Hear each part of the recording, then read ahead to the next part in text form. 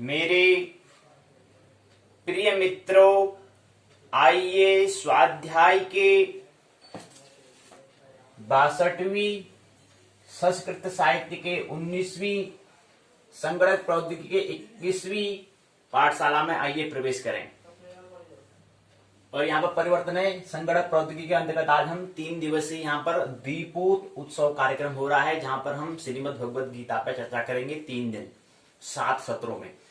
लेकिन ये इसके पाठशाला के भाग 2 में अर्थात संगणक प्रौद्योगिकी के भाग जो है, पाठशाला का जो पहला भाग है उसके अंतर्गत हम कर रहे हैं, इसलिए हम उसको संगणक प्रौद्योगिकी के अंतर्गत रख रहे हैं। इसलिए हमने कंप्यूटर टेक्नोलॉजी का 21वें दिवस हमने कहा है। तो यहाँ पर अब संगणक जो है, प्रौद्योगिकी जो है, कंप्यूटर है, उस पर हम बात नहीं करेंगे 3 दिन। ये हमें ख्याल रहना चाहिए। हमने कल भी कहा था कि इस पर हम वार्तालाप नहीं करेंगे।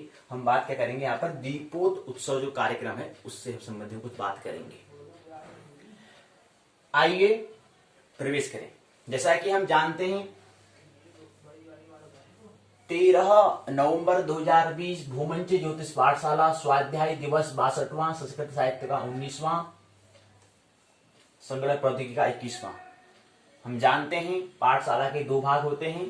पहला भाग पाठ्यचर्या, प्रश्नोत्तर चर्चा। प्रश्न पूछा गया था, ऑर्डर दिया था कि इस पर बात होनी चाहिए। प्रश्न पूछा गया तो इसलिए प्रश्न यहाँ पर क्या है, दीपोत उत्सव कार्यक्रम उत्सव है, तो इस उत्सव पर हमने इसका आयोजन हमें करना पड़ा। तो इसलिए इससे सुनहरा अवसर और कौन सा हो सकता है, शुभ घड़ी और क्या हो सकता है, शुभ मुहूर्त और कौन सा हो सकता है। तो इसलिए शुभ मुहूर्त हमने लगा, तो इसलिए इस पर हम श्रीमद् भगवद गीता पर बात हमने चुना है। तो आइए इस पर हम बात करेंगे, संक्षिप्त में करेंगे, विस्तार से बात नहीं करेंगे, तो संक्षिप्त में करने का प्रयास करेंगे। तो आइए संगणक प्रौद्योगिकी के अंतर्गत हम पाठशाला के भाग 1 में आइए प्रवेश करें। और दूसरा हमारे यहाँ पर दूसरा पाठशाला का दूसरा भाग पाठ्यक्रम है उत्तराखंड मुक्त विश्वविद्यालय के स्नातक प्रथम वर्ष के द्वितीय प्रश्न पत्र संस्कृत साहित्य SL 102 नीति काव्य व्याकरण अनुवाद, वो चलता रहेगा भाग 2 में। उसको हम भाग 2 में लेने का प्रयास करेंगे। और पहले से पहले भाग 1 है, आइए इसको लेते हैं। तो आइए समझें, कल हमने बात की थी 3 दिवसीय दीपोत उत्सव कार्यक्रम 13, 14, 15 नवंबर 2020 का भव्य आयोजन बीजेपी द्वारा किया जाएगा। कार्यक्रम में 7 सत्र होंगे, हमने कहा था। उसके अंतर्गत हम जो कार्यक्रम, जो विषय किस पर हम बात करेंगे वह है मनशास्त्र। अर्थात मनशास्त्र तो है, मनशास्त्री है, क्योंकि कोई भी शिक्षा जो है मनस तल पर हो सकती है। लेकिन मनस तल पर भी क्या है कि ब्रह्म की ओर इशारे हो सकते हैं। तो गीता वही है कि ब्रह्म की ओर, मन के तल पर ब्रह्म की ओर जो इशारे मिलते हैं उस पर हम श्रीमद् भगवद गीता पर चर्चा करेंगे। 18 अध्याय है, 700 श्लोक हैं। हमने कहा श्रीमद् क्या है, श्री, श्रीमती, श्रीमान के आगे श्रीमद् की बात आती है, अर्थात ब्रह्म की हम बात करते हैं। प्रकृति से आगे, प्रकृति के तल पर, लेकिन ब्रह्म, प्रकृति के तल पर ही करते हैं, लेकिन ब्रह्म की ओर कुछ संकेत होता है। बात तो प्रकृति के तल पर होगी। कोई भी बात, अगर कोई भी चर्चा अगर बात करते हैं तो क्या है, प्रकृति के तल पर होता है। ब्रह्म के तल पर केवल मौन हुआ जा सकता है, वहां पर हमें शून्य हुआ जा सकता है, केवल वहां पर हम मौजूद हो सकते हैं बस। वहां पर कोई शब्द, अगर शब्द लेकर वहां जाएंगे, वहां पर पूरी जानकारी अगर लेके जा रहे हैं तो वहां पर कुछ हल होने वाला नहीं है। कोई जानकारी से कुछ ज्ञान नहीं हो जाने वाला है, अनुभव प्राप्त नहीं होगा।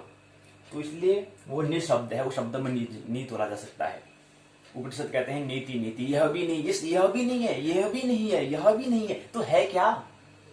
वहां पर आपको मौन में जाना पड़ेगा, ध्यान में बैठना पड़ेगा, तो वहां पता लगेगा अच्छा यार ये कीजिए, केवल बस आत्मरमण करो, वहां पर ध्यानस्थ हो, बस हो रहा है, बस ऐसा चित्त की अवस्था का नाम है। तो उसकी ऐसी कुछ संकेत यहाँ पर मिलते हैं, तो इसलिए इसको हम चुन रहे हैं। 7 श्लोक हैं 7 सत्रों में।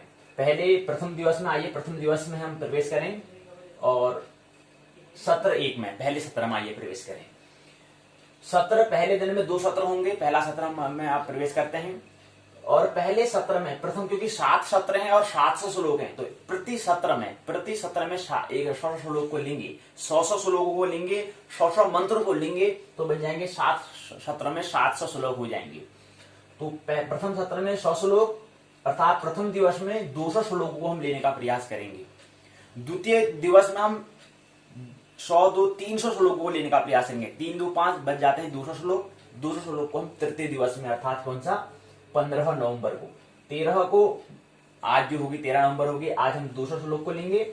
14 को 300 श्लोक 3 सत्रों में, और 15 को फिर 2 सत्र में 200 श्लोकों को लेंगे। 200 मंत्र को लेने का प्रयास करेंगे। तो आइए प्रवेश करें। और हमने यहाँ पर कल भी कहा था कि क्या है, कृष्ण के द्वारा 574 श्लोक जो मंत्र हैं वो कृष्ण के श्रीमुख से निकले हैं। अर्जुन के श्रीमुख से 84 श्लोक, संजय के श्रीमुख से जो है 41 श्लोक, धृतराष्ट्र जो है 1 श्लोक उनका मंत्र निकला है। आइए बिना कुछ विलंब के प्रवेश करें। ज्यादा लंबी भी हो सकती है पाठशाला, तो इसलिए क्योंकि 200 श्लोक अभी तो पहले प्रथम सत्र में 100 मंत्रों को हमें लेना है। आइए उसकी ओर ही हम उसी की ओर यात्रा करें। श्रीमद् भगवद गीता की ओर आइए हम यात्रा करते हैं। महत्वपूर्ण है पहला, विचारवान अर्जुन और युद्ध का धर्म संकट। ये हमारा होता है कि विचारशील है अर्जुन। क्या है अर्जुन की स्थिति यहाँ पर होती है। और यहाँ पर जिसको हम जो विषय, जिसका मुख्य जो विषय है उसमें रहेगा विचारवान अर्जुन। यहाँ पर मुख्य बात किस पर होगी, विचारवान अर्जुन और युद्ध का धर्म संकट। इसको हम समझने का हम प्रयास करेंगे। तो अर्जुन के लिए क्या धर्म संकट होता है युद्ध के क्षण में, उसको देखने का प्रयास हम करेंगे। उससे पहले क्या होता है, उससे पहले यहाँ पर कुरुक्षेत्र के युद्ध स्थल में सैन्य निरीक्षण यहाँ पर किया जाता है। धृतराष्ट्र कुछ पूछते हैं। धृतराष्ट्रोवाच धर्म क्षेत्रे कुरुक्षेत्रे संवेतात हितुत्सव मामकाः पांडवाश्चैव किम अकुर्वत संजय। संजय से कहते हैं, हे धृतराष्ट्र, धर्म क्षेत्र बताया जो तीर्थ स्तर है। धर्म क्षेत्रे कुरुक्षेत्रे संवेता युत्सव मामका पांडवाश्चैव किम कुर्वत संजय।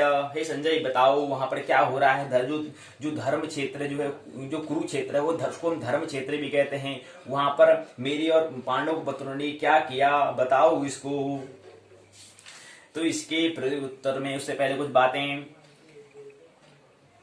धृतराष्ट्र, हे संजय, धर्म भूमि कुरुक्षेत्र में इकट्ठे हुए युद्ध की इच्छा वाले मेरे और पांडव पुत्रों ने क्या किया, बताओ। तो यहाँ पर धृतराष्ट्र जो हैं, ऐसा पूछते हैं संजय से। धृतराष्ट्र जो है आंख से अंधे हैं, ये हमें ख्याल रहना चाहिए। लेकिन आंख के न होने से वासना नहीं मिट जाती, आंख के न होने से कामना नहीं मिट जाती। काश सूरदास को ये पता होता, ये ख्याल होता, धृतराष्ट्र का ख्याल कर लिया होता उसको, तो आंखें व्यर्थ में नहीं, वो अपने व्यर्थ आंखें को नुकसान नहीं पहुंचाती। तो आंखें फोड़ने की उनको जरूरत नहीं होती। सूरदास ने आंखें फोड़ ली थी इसलिए कि न रहेगी आंखें, न मन में उठेगी वासना, न उठेगी कामना। पर आंखों से कामना नहीं उठती, कामना उठती है मन से। मन क्या है, अदृश्य अंग जो है, जो हमें दिखाई नहीं देता है, इसके तो मन के तल पर यहाँ पर क्या है, मन शरीर का मन क्या है, एक ब्रह्म और प्रकृति, पदार्थ और चेतन के मध्य जो संबंध आता है, जो रिलेशनशिप काम करता है, वो करता है मन। तो मन कोई जैसे अदृश्य अंग है, वो दिखाई देने वाला काम नहीं है, तो उसकी आंख काटने से कुछ फायदा नहीं होने वाला है।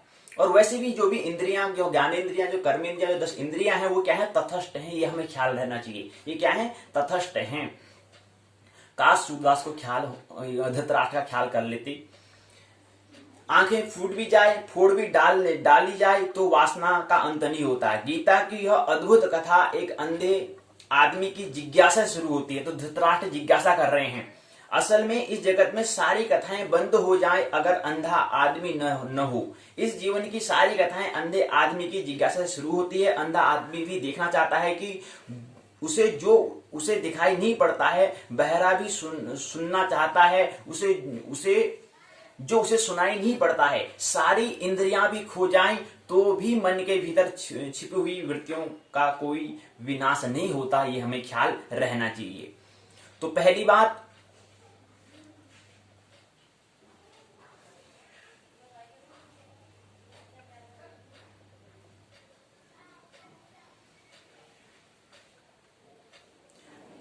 बात, तो आपसे यह कहना चाहता हूं कि स्मरण रखें, धृतराष्ट्र अंधे हैं, लेकिन युद्ध के मैदान पर क्या हो रहा है, मीलों दूर बैठे उनका मन उसके लिए उत्सुक है, जानने को पीड़ित है, जानने को आतुर है। दूसरी बात यह भी ख्याल में रखना है कि अंधे धृतराष्ट्र के 100 पुत्र हैं, लेकिन अंधे व्यक्तित्व की संतति आंख वाली नहीं हो सकती। भला ऊपर से आंखें दिखाई पड़ती हो, अंधे व्यक्ति से जो जन्म पाता है, और शायद अंधे व्यक्तियों से ही लोग जन्म पाते हैं, तो भला ऊपर की आंख हो, भीतर की आंख पानी कठिन हो जाती है, कठिन है, ये ख्याल हमें रखना चाहिए। दूसरी बात ये भी समझ लेनी महत्वपूर्ण है, धृतराष्ट्र से जन्मे हुए 100 पुत्र सब के सब अंधे व्यवहार कर रहे थे। आंखें उनके पास थी, लेकिन भीतर की आंख नहीं थी, अंतस जो हम इनर जो हम आई की हम बात कर रहे हैं वो नहीं थी। अंधे से अंधापन ही पैदा हो सकता है। फिर भी यह पिता क्या हुआ यह जानने को उत्सुक है, जिज्ञासा करता है। तीसरी बात ये भी हमें ख्याल रखनी महत्वपूर्ण है, धृतराष्ट्र कहते हैं धर्म के उस कुरुक्षेत्र में युद्ध के लिए जो इकट्ठा हुए हैं,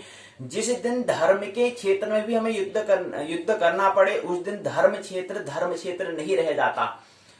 उस दिन धर्म के क्षेत्र में भी लड़ना पड़े, उस दिन धर्म के भी बचने की संभावना समाप्त हो जाती है। रहा होगा वह धर्म क्षेत्र, था नहीं, रहा होगा कभी, पर आज तो वहां एक दूसरे को काटने को आतुर सब लोग वहां पर इकट्ठा हुए हैं। तो ये हमें समझना है, धर्म क्षेत्र पर अब तक युद्ध होता रहा है और आज भी होने लगा, ऐसा भी न समझ लेना। आज ही मंदिर और मस्जिद में युद्ध के अड्डे बन गए हो, ये ख्याल मत रखना, पहले भी ऐसे होता है। तो यह मनुष्य के गहरे में जो युद्ध की पिपासा है, यह मनुष्य के गहरे में जो विनाश की जो आकांक्षा है, यह मनुष्य के गहरे में जो छुपा जो पशु है, वह धर्म क्षेत्र में भी नहीं छूट जाता, वो वहां भी युद्ध के लिए तैयारियां कर लेता है। यहाँ स्मरण रखना बहुत उपयोगी बात है यह भी कि धर्म की आड़ मिल जाए तो लड़ना और भी खतरनाक डेंजर हो जाता है, क्योंकि तब जस्टिफाइड न्याययुक्त भी मालूम होने लगता है। तो यह अंधे धृतराष्ट्र ने जिज्ञासा की है कि उस धर्म ग्रंथ इसी अंधे धृतराष्ट्र से क्या है, ये धर्म ग्रंथ जिसको मन शास्त्र श्रीमद् भगवद गीता कहते हैं, वो शुरू होता है और एक ही प्रश्न पूछते हैं। 700 श्लोकों में 700 मंत्रों में केवल एक ही मंत्र यहाँ पर धृतराष्ट्र के द्वारा पूछा जाता है। यह भी जब धर्म की आड़ में, सभी ग्रंथ क्या होते हैं, अंधे आदमी की जिज्ञासा से शुरू होते हैं। जिस दिन दुनिया में अंधे आदमी न होंगे, उस दिन धर्म ग्रंथ की कोई भी जरूरत नहीं रह जाएगी। वह अंधा ही जिज्ञासा कर रहा है यहाँ पर, तो ये हमें ख्याल रखना है। प्रश्न पूछा है कि भगवान आचार्य श्री से भगवान से प्रश्न पूछा है, भगवान श्री अंधे धृतराष्ट्र को युद्ध की रिपोतार्जन निवेदित करने वाले संजय की गीता में क्या भूमिका है? संजय क्या क्लेयरवांस दूर दृष्टि वाला, क्लियर ऑडियंस दूर श्रवण शक्ति रखता है? संजय के चित्त शक्ति की गंगोत्री कहां पर है? क्या वह स्वयंभू भी हो सकता है? ऐसा प्रश्न यहाँ पर पूछा गया है। इसके उत्तर में आचार्य उसके उत्तर देते हैं। उस उत्तर को हम यहाँ पर लेंगे नहीं, क्योंकि हमारा यहाँ पर पाठशाला बहुत बड़ी हो जाएगी और यहाँ पर हम चर्चा नहीं कर पाएंगे। तो इसलिए आइए दूसरे मंत्र में प्रवेश करें। संजय उवाच दृष्टां तु पांडवानीकं व्यूढं दुर्योधनं तथा आचार्यम् उपसंज्ञं राजा वचनम अब्रवीत। तो कहते हैं, इस पर संजय कहते हैं, उस समय राजा दुर्योधन ने व्यूह रचना युक्त पांडवों की सेना को देखकर द्रोणाचार्य के पास जाकर यह वचन कहा। क्या वचन कहा? तीसरा मंत्र, आइए उसका उच्चारण करें। पश्येतां पांडुपुत्राणाम् आचार्यं महतीं चमुं व्यूणां द्रुपदपुत्रेण तव शिष्येण धीमता। हे आचार्य, पांडव पुत्रों की विशाल सेना को देखें, जिसे आपके बुद्धिमान शिष्य द्रुपद के पुत्र ने इतने कौशल से व्यवस्थित किया है। तीसरा मंत्र, आइए चतुर्थ मंत्र में प्रवेश करें। अत्र, यहाँ पर क्या है, संजय कह रहे हैं, अत्र महाईशु आशा भीमो अर्जुन समायुधि युद्धानो विराटः द्रुपदः च महारथ। इस सेना में भीम और अर्जुन के सामने युद्ध करने वाले अनेक वीर धनुर्धर क्या हैं? यहाँ महारथी युद्धान, विराट और द्रुपद हैं। अगला मंत्र, पांचवा मंत्र, दृष्टकेतु चेकेतानः काशीराजश्च वीर्यवान् पुरुजित कुन्तिभोजः च सेभ्यः च नरपुंगवः। तो ये पांचवा मंत्र है। इनके शांति धृष्टिकेतु चेकितान काशीराज पुरुजित कुंती भोज सैभ्य जैन महाशक्ति योद्धा भी यहाँ पर क्या है, विराजमान है युद्ध में करने के लिए। अगला मंत्र है युधामन्यु च विक्रांत उत्तम मौजाश्च वीर्यवान सौभद्रम द्रौपदेया च सर्वे एव महारथाः। पराक्रमी युद्धामन्यु अत्यंत शक्तिशाली, उत्तम मौजा सुभद्रा के पुत्र द्रौपदी के पुत्र, ये सभी महारथी वहां पर क्या है, युद्ध करने के लिए वहां पर युद्ध क्षेत्र में स्थित हैं। सातवां अस्माकं तु विशिष्टाये तान विरोधिद्विजित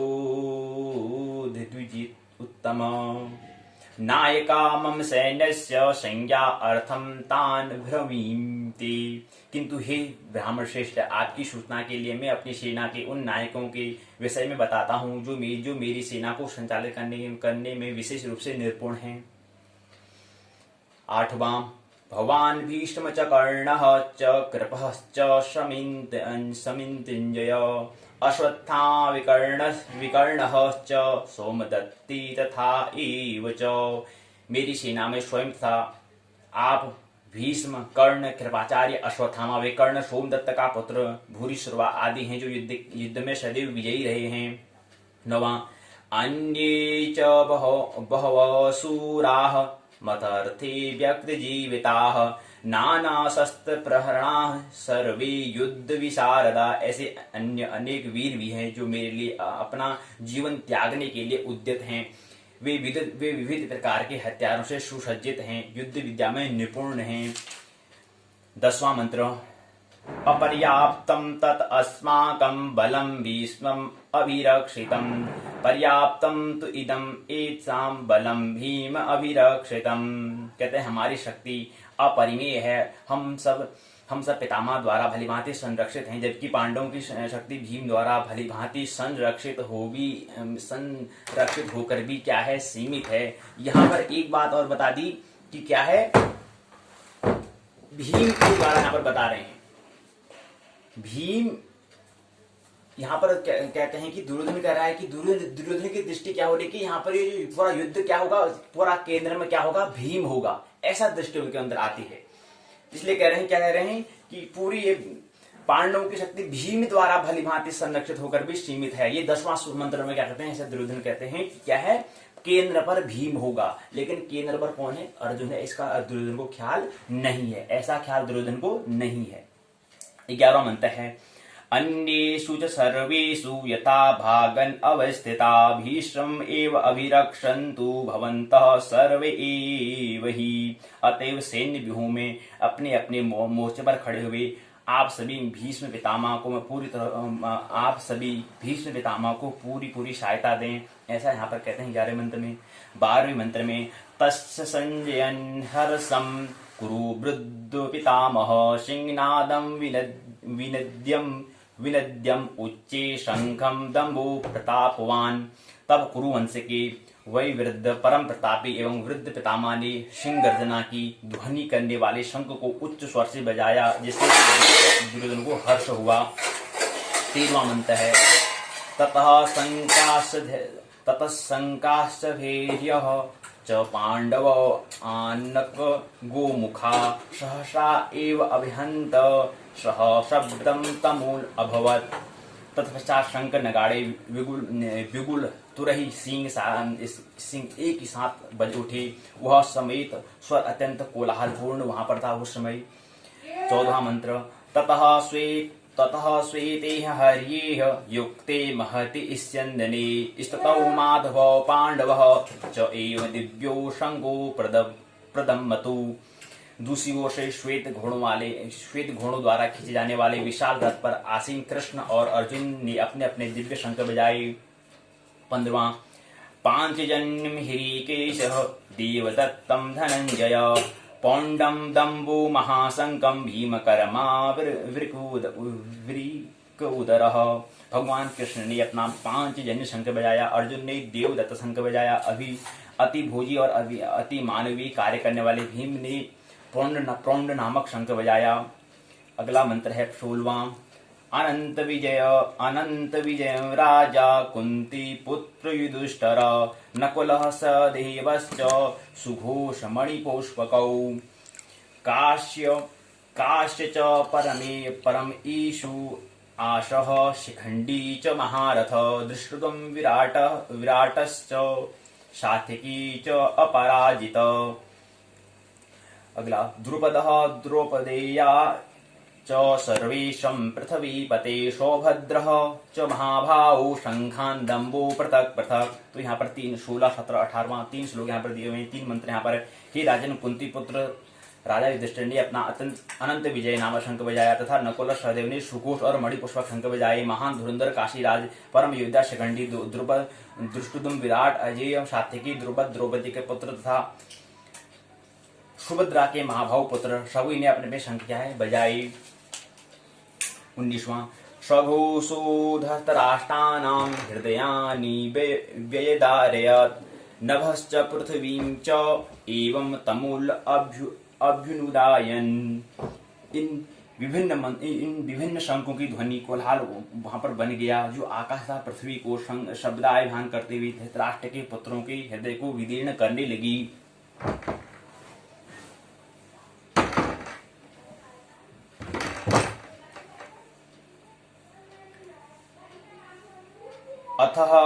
अथ व्यवस्थान दृष्टां धृतराष्ट्रान् कपिध्वज प्रवृत्ते शास्त्र संपाते धनु उद्यम पांडव। यहीं पर क्या है एक दूसरा मंत्र। हिरीकेशं तदा वाक्यम इदम आह महीपते। अर्जुन कहते हैं फिर यहाँ पर सैन्योरुभयो मध्ये रथम स्थापय में अच्युत। उस समय हनुमान से अंकित ध्वजा लगे रथ पर आसीन पांडव पुत्र अर्जुन तथा धनुष उठाकर तीर चलाने के लिए उद्यत हुआ। हे राजन, धृतराष्ट्र के पुत्रों को व्यूह में खड़ा देखकर अर्जुन ने श्री कृष्ण से यह वचन कहा, हे कृष्ण, दोनों सेनाओं के मध्य मेरे रथ को ले चलो। यावत् एतान् निरक्षेम अहम योद्धान् कामान् अवस्थितान् केह मया सह योध्यम अस्म्यं रणम समुद्यते। अर्जुन कहते हैं दोनों सेनाओं के मध्य ले जाओ ताकि मैं यहाँ पर सैन्य का निरीक्षण करूं, कौन कौन युद्ध करने के लिए आए हैं उनकी मैं यहाँ पर अन्वेषण करूं, किन किन से मेरे को युद्ध करना पड़ेगा। ये तुम्हारे 21 और 22वां सूत्र मंत्र यहाँ पर। 23वां। यो इस्यान्मान अवीक्षेम अहम ये एते अत्र समागताः धृतराष्ट्रस्य दुर्बुद्धे युद्धे प्रियम चिकीर्षव। मुझे उन लोगों को देखने दीजिए जो यहाँ पर धृतराष्ट्र के दुर्बुद्ध पुत्र दुर्योधन को प्रसन्न करने की इच्छा के लिए यहाँ पर लड़ने के लिए आए हुए हैं। संजय उवाच। संजय इतना फिर कुछ कहना चाहते हैं। संजय कहते हैं 24वां मंत्र में, एवं उक्त हिरीकेश गुणाकेशेन भारत सेनयोर उभयो मध्ये स्थापित्वा रथम उत्तम रथ को उन्हीं के कारण दोनों सेनाओं के मध्य में स्थापित कर दिया। अगला मंत्र 25वां। भीष्म द्रोण प्रमुखतः सर्वेषां च महीषिताम् उवाच पार्थ पश्य एतान् संवेतान् कुरुन् इति।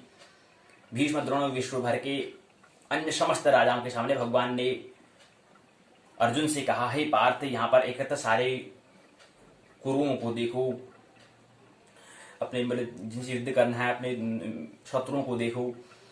अगला मंत्र है 26वां। तत्र अपश्यतः स्थितां पार्थ पितरन् अत्र पितामहान् आचार्यन् मातुलान् भ्रातन् पुत्रान् पौत्रान् सखीन् तथा ससुरान् सुहृदै च एव सैन्योरुभयो अपि। अर्जुन ने वहां पर दोनों पक्षों की सेनाओं के मध्य में अपने चाचा ताऊ पितामहों गुरु मामाओं भाइयों पुत्र पौत्रों मित्रों शुभ चिंतकों को वहां पर उन्हें देखा। अगला मंत्र है 27वां। तान् समीक्ष च कौन्तेय सर्वान् बन्धून् अवस्थितान् कृपया परया आविष्टः विसीदन् इदम् अब्रवीत्। जब कुंती पुत्र अर्जुन ने मित्र और संबंधियों को की इन विभिन्न श्रेणियों को देखा तो वह करुणा से अभिभूत हो गया और इस प्रकार बोला। अर्जुनो उवाच, अर्जुन कहते हैं, दृष्टाम इवं स्वजनम कृष्ण युयुत्स्वं समुपस्थितम् सिदंतिम मम गात्राणि मुखम च परिशुष्यति। अर्जुन ने कहा, हे कृष्ण, इस प्रकार युद्ध की इच्छा करने वाले अपने मित्र तथा संबंधियों को मैं अपने समक्ष उपस्थित देखकर मेरे शरीर जो है कांपने लग गया है, मेरा मुख भी सूखने लग गया है। तो अर्जुन का क्या है, जब वो युद्ध करने के लिए आ गया था, वो बेमन से अपने मन को समझा बुझाकर बहुत मुश्किल से क्या था, युद्ध में तो आ गया है, लेकिन उसका मन अभी अंत से क्या है, समझा नहीं है। ख्याल रखना चाहिए हमें, हमारा मनस, हमारा जो अंतस, जो हमारा जो है, हमारा मन जैसा है, उसका अनुगामी शरीर होता है। तो अर्जुन का भीम अन्य जो पांचों पांडव में अन्य जो पांडव है वो पूरे दृढ़ निश्चय के साथ युद्ध करने के लिए आए हैं, लेकिन अर्जुन कहीं क्या है, अंदर से डावाडोल हुआ है। तो उसका घटना तत्क्षण शरीर ने कर दिया। क्या कह रहा है, मेरा शरीर कांपने लग गया है, मेरा मुख भी सूखने लग गया है। तो शरीर में तत्क्षण घटना होने लगी, अर्थात मतलब पहले से कुछ अंतस में कुछ मनस क्या था, कमजोर था, मन दृढ़ संकल्प नहीं था, संकल्प मतलब पूरी संकल्प उसकी कमी थी। तो अभी क्या कहा, तत्क्षण शरीर ने घटना करनी प्रारंभ कर दी एन वक्त पर। अगला 29वां मंत्र, वे पथु च शरीरे मे रोमम हर्ष च जायते गांडीवम सहस्त्रे हस्तान त्वक च एव परिद्यते। कह रहे कि मेरा हाथ से क्या हो रहा है, सहस्त्र भी गिरने वाला है, धनुर्बाण, मेरा शरीर कांप रहा है, रोगटें खड़े हो रही हैं, गांडी धनुष पकड़ने के लिए भी मैं समर्थ नहीं हूं, मेरी त्वचा भी जल रही है। ये तत्क्षण क्या है, मन का निर्बल होना, उसका घटना क्या है, शरीर पर हो रहा है। अब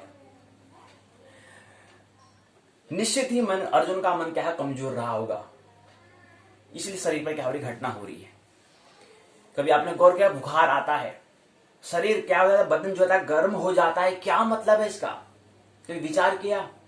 इसका मतलब यह है कि अंदर क्या है, हमारे जो विषाणु जो है आपस में लड़ाई कर रहे हैं, फाइटिंग चल रही है, और उनकी फाइटिंग करने से शरीर में क्या हो रही है, गर्माहट हो रही है। वो परिणाम है, वो रिजल्ट है, वो परिणाम हमें दिखाई देना पड़ता, अच्छा शरीर में गर्म हो रहा है। अगर नहीं तो हाथ, अगर जब बुखार आता है, जब हमारा बदन गर्म होता है तो पानी डालकर उसको ठंडा कर लो, ऐसा क्यों नहीं करते हैं? दवाई खाने की क्या जरूरत है? लेकिन ऐसा नहीं है, क्योंकि वो क्या है, अंतस में हो, जो अंदर जो वहां पर विषाणु जीवाणु जो आपस में लड़ाई जो कर रहे हैं, हमारी जो प्रतिरोधक क्षमता जो है वहां पर आपस में लड़ाई हो रही है। तो पानी डालने से कुछ हल होने वाला नहीं है, तो उसके लिए कुछ दवाई लेनी पड़ेगी, उनको मानना पड़ेगा, जो शत्रु है उनको मानना पड़ेगा। तो ये हमें ख्याल रहना चाहिए।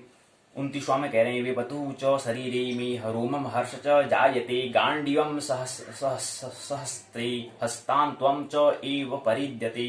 तो मेरा हाथ से भी क्या है, गांडी धनुष भी गिर रहा है, मेरी त्वचा भी जल रही है। अगला 30वां मंत्र, न च शक्नोमि अवस्था तुम भ्रमतिम एव च मे मनः निमित्तानि च पश्यामि विपरीतानि केशव। हे कृष्ण, हे अच्युत, मैं यहाँ अब और अधिक खड़ा रहने में असमर्थ हूँ, मैं अपने को भूल रहा हूँ और मेरा सिर चकरा रहा है। हे कृष्ण, मुझे तो केवल अमंगल के कारण अमंगल ही हमें दिख रहा है, अमंगल का ही कारण मुझे क्या हो रहा है, दिखाई दे रहा है। जब हम दुखी हो जाते हैं तो हमें अमंगल ही दिखता है। मंगल भवन अमंगल हारी, तो हम उसमें मंगल नहीं अमंगल ही दिखता है। तो अर्जुन को भी अमंगल दिख रहा है, अमंगल के कारण ही दिखाई दे रहे हैं। 31वां मंत्र है, न च श्रेय अनुपश्यामि हत्वा सजनम आहवी न कांक्षे विजयम कृष्ण न च राज्यम सुखानि च। हे कृष्ण, मैं युद्ध में अपने स्वजनों का वध करने से न तो मुझे कोई अच्छाई दिखाई देती है, नहीं मेरी ही आकांक्षा है, नहीं मेरी इच्छा है, नहीं मैं विजय पाना चाहता हूं।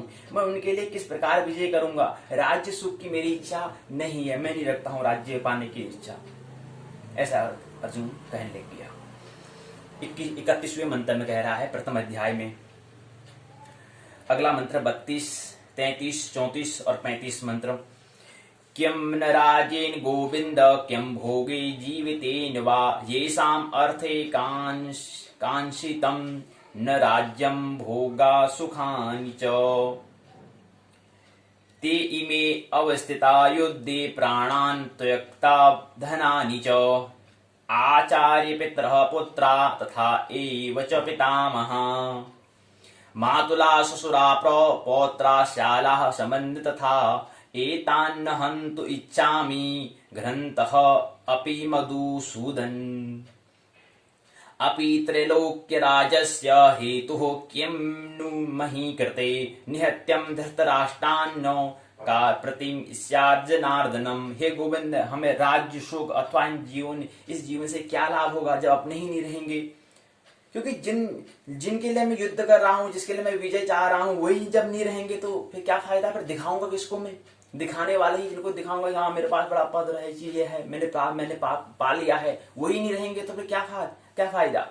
जिनके सारे के लिए मैं यहाँ पर इच्छा कर रहा हूँ वही क्या है सामने युद्ध में खड़े हैं, उनको ही मारूंगा मैं मारने के लिए समर्थ नहीं हूँ। हे मधुसूदन, जब गुरुजन पितृगण पुत्रगण पितामह मामा ससुर पौत्र साले अन्य सारे संबंधी यहाँ पर हैं, धन प्राण देने के लिए तत्पर हैं, मेरे समक्ष खड़े हैं, तो फिर मैं उन सबको मारकर क्या करूंगा?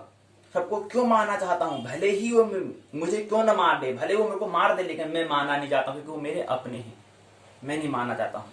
माया में पड़ गया ना अर्जुन। माया में मोर तोड़ते माया में मेरे मेरी मेरे मैं मेरे मेरी मेरे, ये जो है ना उसी में अर्जुन फंस रहा है।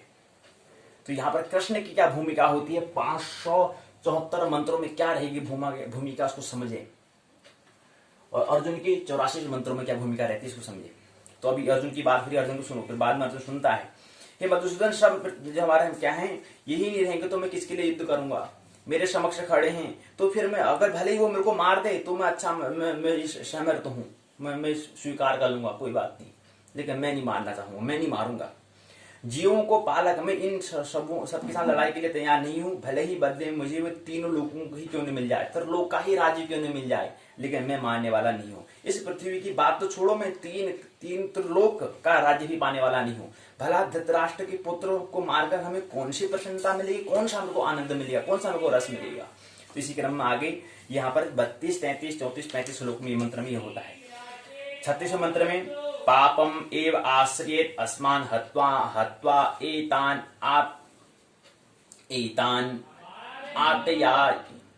आततायिनो तस्मात् न आर्हावयम् हन्तुम् धृष्टान् च बान्धवान् श्रुह जनम ही कथम हत्वा सुखिनम इस्याम माधव। यदि हम ऐसे आतिथ्यों का वध करते हैं हम पर पाप लगेगा, मैं पापी का भागी बन जाऊंगा, मैं पापी कहलाऊंगा, अतः यह उचित नहीं होगा हम धृतराष्ट्र के पुत्र और उनके मित्रों का वध करें। ये क्या उचित रहेगा?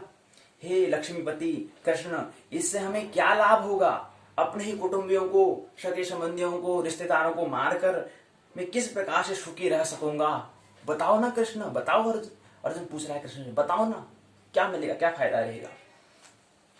ये 36वें मंत्र में। 37वें में यदि अपि एत न पश्यन्ति लोभ उपहत चेतस कुलशय कृतं दोषं मित्रद्रोही च पातकं कथं न ज्ञेयम् अस्माभिः पापात् अस्मान् निवर्तितुम् कुलशयं कृतं दोषं प्रपश्य दिभि जनार्दन। हे जनार्दन, बताओ ना, यद्यपि लोभ से अभिभूत चित्त वाले ये लोग अपने परिवार को मारने के लिए, अपने मित्रों से द्रोह करने में दोष नहीं इनको दिखाई दे रहा है, किंतु हम लोग जो परिवार के विनष्ट करने में अपराध देख सकते हैं, तो मैं क्यों करूं? वो तो भले नहीं देख पा रहे हैं, कोई दिक्कत नहीं, लेकिन हमें गलती क्यों करें? वो गलती कर रहे हैं तो मैं गलती क्यों करूं?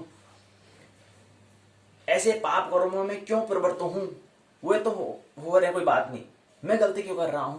बताओ ना हे जनार्दन, बताओ, ऐसे पाप कर्मों में मैं क्यों प्रवृत्त हूं? मैं क्यों करूं इसी लड़ाई? 37 और 38 मंत्र दोनों में मंत्र में बताते हैं। 39वें मंत्र में कुल श्रेय प्रसन्न कुल क्षये प्राण प्रणश्यन्ति कुल धर्मा सनातना धर्मे नष्टे कुलम कुलस्त्रम अधर्म अभिभवत उत। क्या कहते हैं, कुल का नाश होने पर सनातन कुल धर्म नष्ट हो जाता है, इस तरह शेष कुल भी अधर्म में क्या जाता है, प्रवृत्त हो जाता है, अधर्म करने लगता है। बताओ 39वें मंत्र में, 40वें मंत्र में कहता है अधर्म अभिभवात् कृष्ण प्रतुष्यन्ति कुल स्त्रियः स्त्रीषु दृष्टासु वार्षेय जायते वर्ण शंकरः।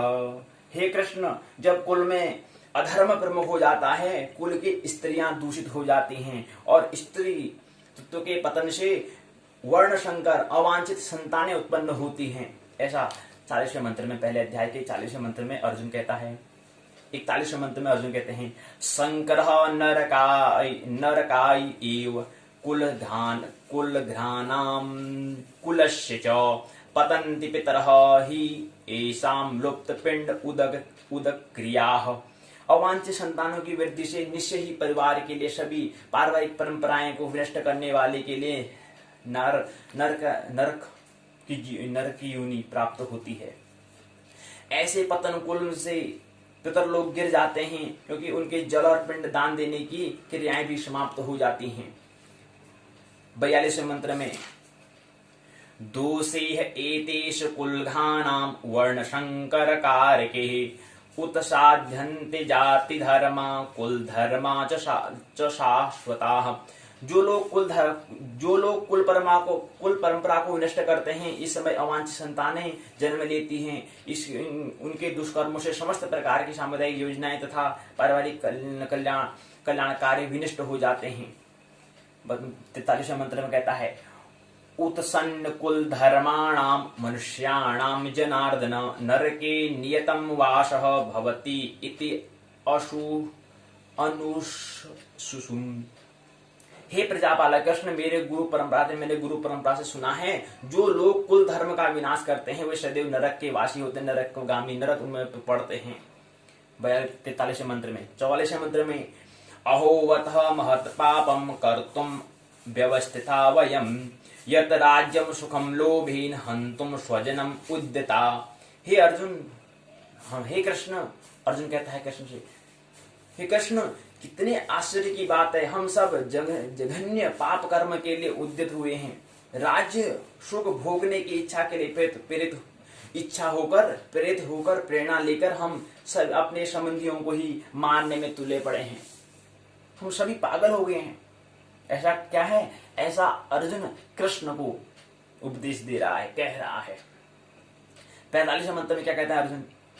यदि माम अप्रतीकारम अशस्त्रम शस्त्रपाण्य धृतराष्ट्राहरणे हन्युम ततमे चीमम तरम भवेत्। यदि शस्त्रधारी धृतराष्ट्र के पुत्र मुझे निहत्ते या रणभूमि में प्रतिरोध न करने वाले को भी मारें तो ये मेरे लिए क्या होगा? श्रेष्ठकर होगा, अच्छा होगा मेरे लिए।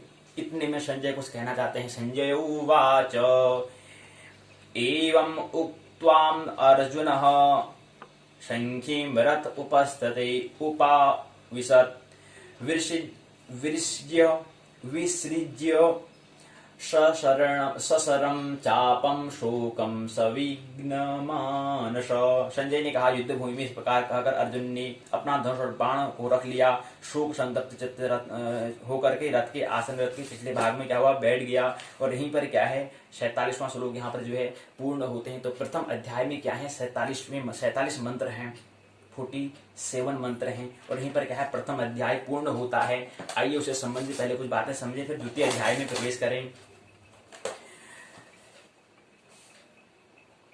तो संजय यहां पर बोलते हैं इसी क्रम में,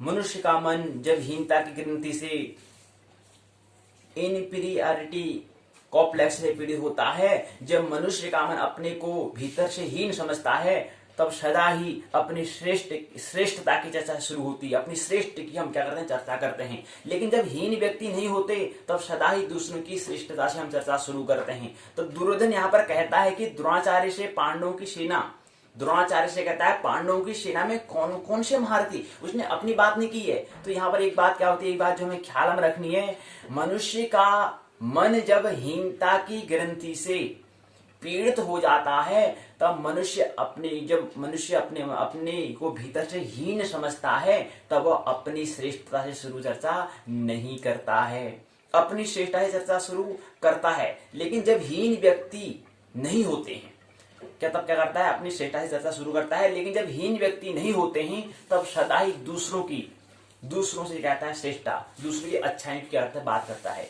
तो यहाँ पर दुर्योधन क्या करता है, यही प्रक्रिया को अपना रहा है, इसी विधि को अपना रहा है, इसी जो तरीका है इस तरीका को अपना रहा है।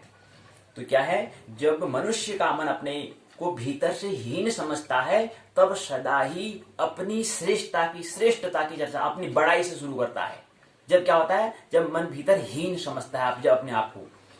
लेकिन जब अपने आप को हीन नहीं समझता है, जब हीन व्यक्ति नहीं होते हैं तब सदा प्रारंभ कहां से करते हैं, दूसरे की श्रेष्ठता से प्रारंभ करते हैं। तो यहाँ पर दुर्योधन क्या है, दुर्योधन अपने भीतर हीन नहीं समझ, अपने आप को अंदर से भीतर से हीन नहीं समझता है, इसलिए क्या कर रहा है, हीन व्यक्ति नहीं है, इसलिए श्रेष्ठता के पहले जिक्र क्या कर रहा है, पहले क्या कर रहा है, पांडव सेनाओं को देखो कह रहा है, पांडव सेनाओं के बारे में जिक्र करता है, तब जाकर अपनी सेना के बारे में जिक्र करता है। तो ये बात हमें रखनी है ख्याल।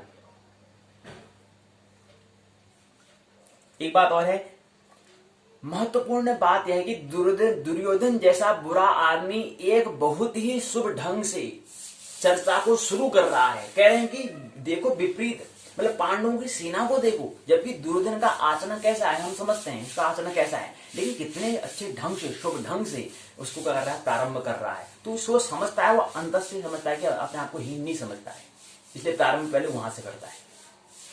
यह विरोधी के गुण का पहला उल्लेख करता है, जो शत्रु है उसका उल्लेख पहले करता है, फिर पीछे अपनी सेना के महारथी का उल्लेख करता है, जिक्र करता है, पहले पांडवों की सेना की, उसके बाद अपनी सेना कौरवों की बात करता है। ये बात हमें समझनी है। प्रश्न एक पूछा गया है, भगवान आचार्य से पूछा गया है, श्रीमद् भगवत गीता में सारा भार अर्जुन पर है, यहाँ गीता में दुर्योधन ने पांडवों की सेना में भीम को क्यों अभिरक्षित करा और कौरवों को भीष्म, तो भीष्म के सामने भीम को रखने का ख्याल क्या यह नहीं हो सकता, कि दुर्योधन अपने प्रतिस्पर्धी के रूप में भीम को देखता है? ये प्रश्न पूछा गया है, इस पर आप चिंतन करें। यहाँ पर विस्तार से चर्चा नहीं हो पाएगी, तो ये प्रश्न पूछा, क्योंकि यहाँ पर कह तो रहा था कि भीम के केंद्र पर पूरी पांडव सेना क्या है, भीम के केंद्र पर है, लेकिन भीम के केंद्र पर उसको अर्जुन का तो ख्याल ही नहीं है। तो इसका कारण पूछ, इसलिए प्रश्न पूछ गया, आचार्य से प्रश्न पूछ गया, बताओ कि ऐसा क्या कारण रहा होगा कि उसने भीम केंद्रित क्यों कहा, पांडवों की सेना, भीष्म कौरव सेना में तो भीष्म को मुखिया बनाया और पांडव में उन्होंने भीम को क्यों बनाया, ऐसा दुर्योधन का ख्याल, ऐसा क्या ख्याल है, इस पर थोड़ा समझे। इसलिए प्रश्न पूछा है, प्रश्न का उत्तर यहाँ पर दिया गया है, यहाँ पर हम बात नहीं करेंगे, आगे बढ़ जाएंगे। एक प्रश्न और पूछा है, भगवान आचार्य से पूछा है कि आचार्य श्री से पूछा है कि एक तो अज्ञात का वीर होता है, एक व्यक्ति का अपना वीर मतलब था संकल्प होता है, एक अज्ञात का संकल्प होता है, एक अपने व्यक्ति का अपना संकल्प होता है, दोनों कॉम्प्लेक्टिव होते हैं। दोनों व्यक्ति कैसे जान पाए कि अज्ञात का क्या विल है, अज्ञात का क्या संकल्प है, कैसे जाने। तो ये प्रश्न पूछा गया कि हमें कैसे करना है। तो उसके लिए हम बहुत अच्छी बात बताते हैं, उसके लिए कुछ नहीं करना पड़ता, उसके लिए हमने बताया था क्या करना पड़ता है। जैसे क्या है, नदी है, नदी में दो पत्ते बह रहे हैं, एक पत्ता जहां को नदी का प्रवाह हो रहा है वहीं को बह जाता है, और एक पत्ता कहता है कि मैं इसके उठी ऊपर को चलूंगा। तो ये जो झंझट ले रहा है दूसरा वाला, प्रकृति के प्रतिकूल जो कर रहा है कि नहीं पानी नीचे को जा रहा है मैं ऊपर को जाऊंगा, तो ऐसे झंझट में क्या है, दो दृष्टि होती है। तो ऐसे झंझट में हमें नहीं पड़ना है, फिजूल की बातों में नहीं पड़ना है। हमें क्या करना है, जैसे नदी बह रही है उसी की ओर में क्या करना है, आपको बहला देना है, बहाव करना है हमको, ऐसा हमको अपने चित्त मन को तरल बना देना है, ये कहने का मतलब है। ये प्रश्न और पूछा है, वैज्ञानिक सिद्धि में व्यक्ति का अपना कुछ होता है, अज्ञात इसे वैज्ञानिक सिद्धि में कैसे उतारता होगा, यह तकलीफ की बात बन जाती है। फिर प्रश्न पूछा गया है, इसका भी उत्तर यहाँ पर नहीं बात करेंगे, अगला फिर आगे बढ़ जाएंगे। एक प्रश्न और पूछा है आचार्य जी, आपने यह स्टेटमेंट बड़ी दिक्कत में डाल देता है, आपका जो स्टेटमेंट है बड़ा दिक्कत में डाल देता है, आपका जो विवरण है बड़ा दिक्कत में हमें डाल देता है। अचेतन मन भगवान से जुड़ा हुआ होता है, यह तो जुंग ने पीछे से बताया मिथोलॉजी का कलेक्टिव अनकॉन्शियस से संबंध जोड़कर, मगर फ्राइड कहता है कि वह शैतान से भी जुड़ा हुआ होता है, तो तकलीफ बढ़ जाती, तो हम द्वंद्व में पड़ जाते हैं। तो इसका भी आप निवारण करें। आचार्य जी बताओ, इसका भी निवारण करो, ऐसा क्या है? फ्राइड का जो ख्याल है वह अचेतन मन का है।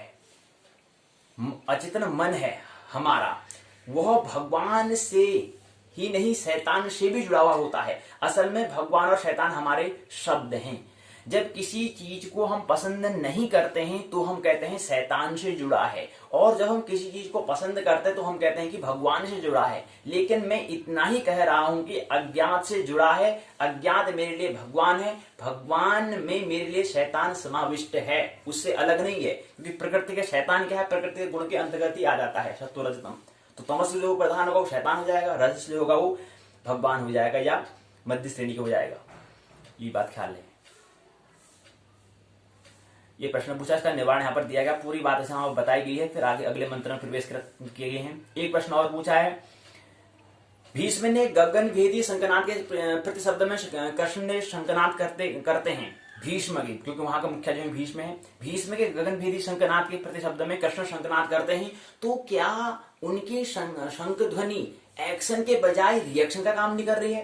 क्रिया के प्रति प्रतिक्रिया का काम नहीं कर रही है? प्रत्याघात कही जा सकती है। भगवत गीता के इस प्रथम अध्याय में कृष्ण का पांचजन्य शंख, अर्जुन का देवदत्त शंख बजाना, यह उद्घोष के बजाय कोई और तात्पर्य रखता है। कृष्ण का शंखनाद भीष्म के शंखनाद की प्रतिक्रिया रिएक्शन है, ऐसा पूछा प्रश्न है? नहीं, सिर्फ रिस्पॉन्सिबिलिटी है, प्रतिसंवेदन है, रिस्पॉन्स है। शंखनाद से केवल प्रत्युत्तर है, युद्ध का नहीं, लड़ने का नहीं। शंखनाद से सिर्फ स्वीकृति है, चुनौती की। वह चुनौती जो भी लाए, वह चुनौती जो भी दिखाए, वह चुनौती जहां भी ले जाए, उसकी स्वीकृति है। उस स्वीकृति को थोड़ा समझना बहुत महत्वपूर्ण उपयोगी है, लेकिन समय के अभाव से उस उपयोगी को हम समझ नहीं पाएंगे, विस्तार से बात नहीं कर पाएंगे। आगे बढ़ जाएंगे अगले मंत्र में। अर्जुन भी कहेंगे, ये प्रथम अध्याय पर ही बात कर रहे हैं। आगे बढ़ जाएंगे और यहीं पर क्या है, पहला भाग पूर्ण हो जाता है।